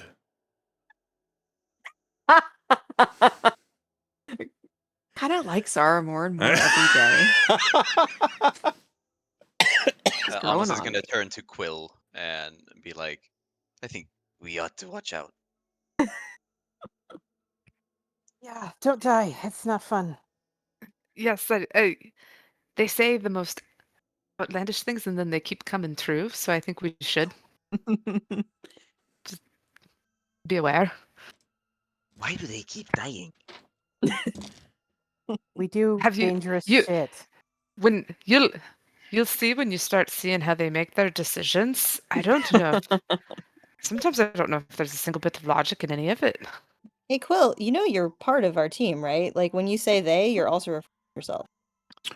Yeah, well, so sometimes they make decisions and I can't offer my logic, and so then we don't make decisions with all with the logic that we might be able to. So. We are happy to listen to your logic. You just got to speak up. You have to speak louder over the nonsense. As Good luck. yeah, okay, so as We're you very guys loud. as you guys kind of get yourselves up and brush yourselves off, take heroic recoveries if you like, you see the top of the Oh. lay tower just over Oh, the shit. hill. Finally. Think The tree the- gate covered a lot of distance, it appears. Do you think the Um, gooey things, the weirdness of these mind eaters, has anything to do with the lay tower? Weird I hope not. proximity. They were sick. Yeah, They were that's the sick? sense I got. Yeah, Oh, there's yeah. something wrong with them. Definitely not normal. I mean, insofar as intellective hours are normal, they were showing signs of some kind of Icky weirdness. sticky. Yeah, icky sticky. as the words icky sticky ring out, Cliff, you feel, due to the nature of your death, you feel hardened from your ordeal. You've seen the edge and come back from the brink, and in doing so, you have earned the feat resilience for intelligence. Oh, hey, shit. That's cool. And in that moment, we come to the end of the session. We're going to go ahead and move to the splash, and we will proceed on with the wrap. So a moment here while I find the freaking... This is the wrong one. I swear, it moves every time I do this.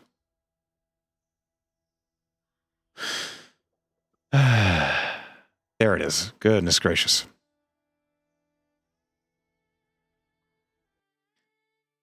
As we come to the end of the session, I want to thank you all for playing with me. I hope you had a good time. We didn't get very far, but we did a whole lot. As we come to the end of the session, before we go any further, we must give our players an opportunity to vote for something they liked that happened this session. And we're going to start alphabetically at the bottom, because we don't ever do that.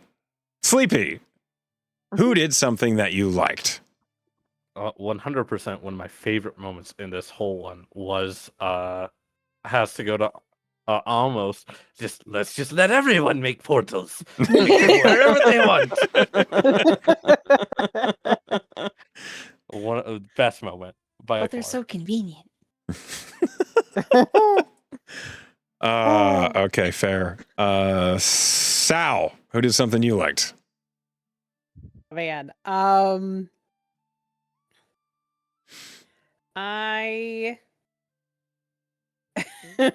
gonna give it to Amos actually for consistently lying about how he lit Claudia on fire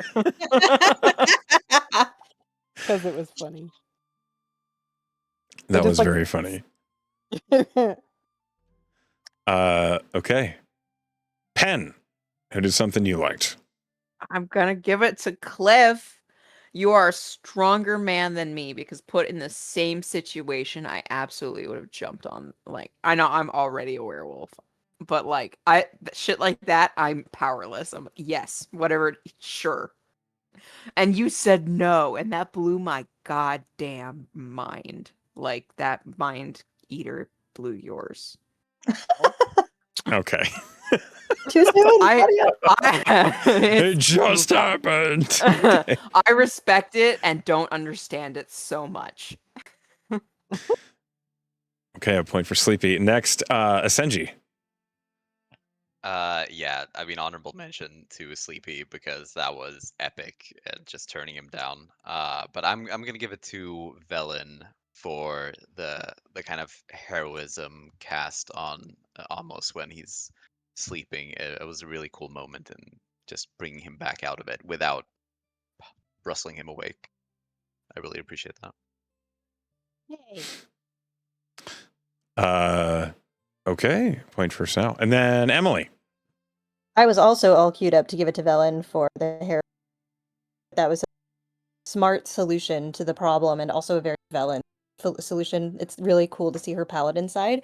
But I will give it to Velen for a different moment, which was the very cute scene of teaching Cliff to draw and like using her magical paints to do it and like making a pillow. Like it was great. I loved it. It was so dumb. Very wholesome. And I love that like Zara called out like, yeah, you're using that incredible artifact for a very silly purpose. And Valen is like, yep. That's what they're for. I It can was get a very dumber, nice I pillow. promise. A plus. So good. All right. And last but not least, AJ. Who did something you liked? Well, so thank you to Echo, since I did not tell you I was going to start talking to my little mimic friend. But I was going to actually do the bookend to what Emily just went through. I was going to give it to Sleepy for the painting scene. So Okay. bookend it. Then you Honorable guys. mention to Finnegan also because that was super fucking cute. That was It was a very amazing. cute I name. loved Very it. cute, very cute name, Quill. I love that. I want Quill Yeah. talking to her buddy because poor Quill doesn't feel like she can talk to us because we're weirdos. But a mimic, 100%. He's all ears if he wants to be. So, Asenji, Sleepy, and Sao, you've each earned a point of Wow. inspiration for your performance tonight. Well done, everybody. We triple gamed it. Holy shit. Sleepy, you fucking died. Are you okay? Jesus. Yeah. Yeah, I'm good. When I saw a pack of Electro Hours, it was always a chance it was going to happen to one of us. Did Claudia it. is even less intelligent than Cliff, so that was a dangerous game. Yeah, Tess has exactly the same score. I was like, oh my god. Ugh, Oh no. I'm sure this isn't a foreshadowing of a terrible event in your guys' future. I'm sure it'll go perfectly fine. I want to thank you all for playing with me tonight. I hope you had a good time. And to those of you who are at home or at work watching, hi, Penn. Hi, Sleepy. Hi, Emily. Hi, class. Hi, everybody else. We love you all. And I wish you a good night.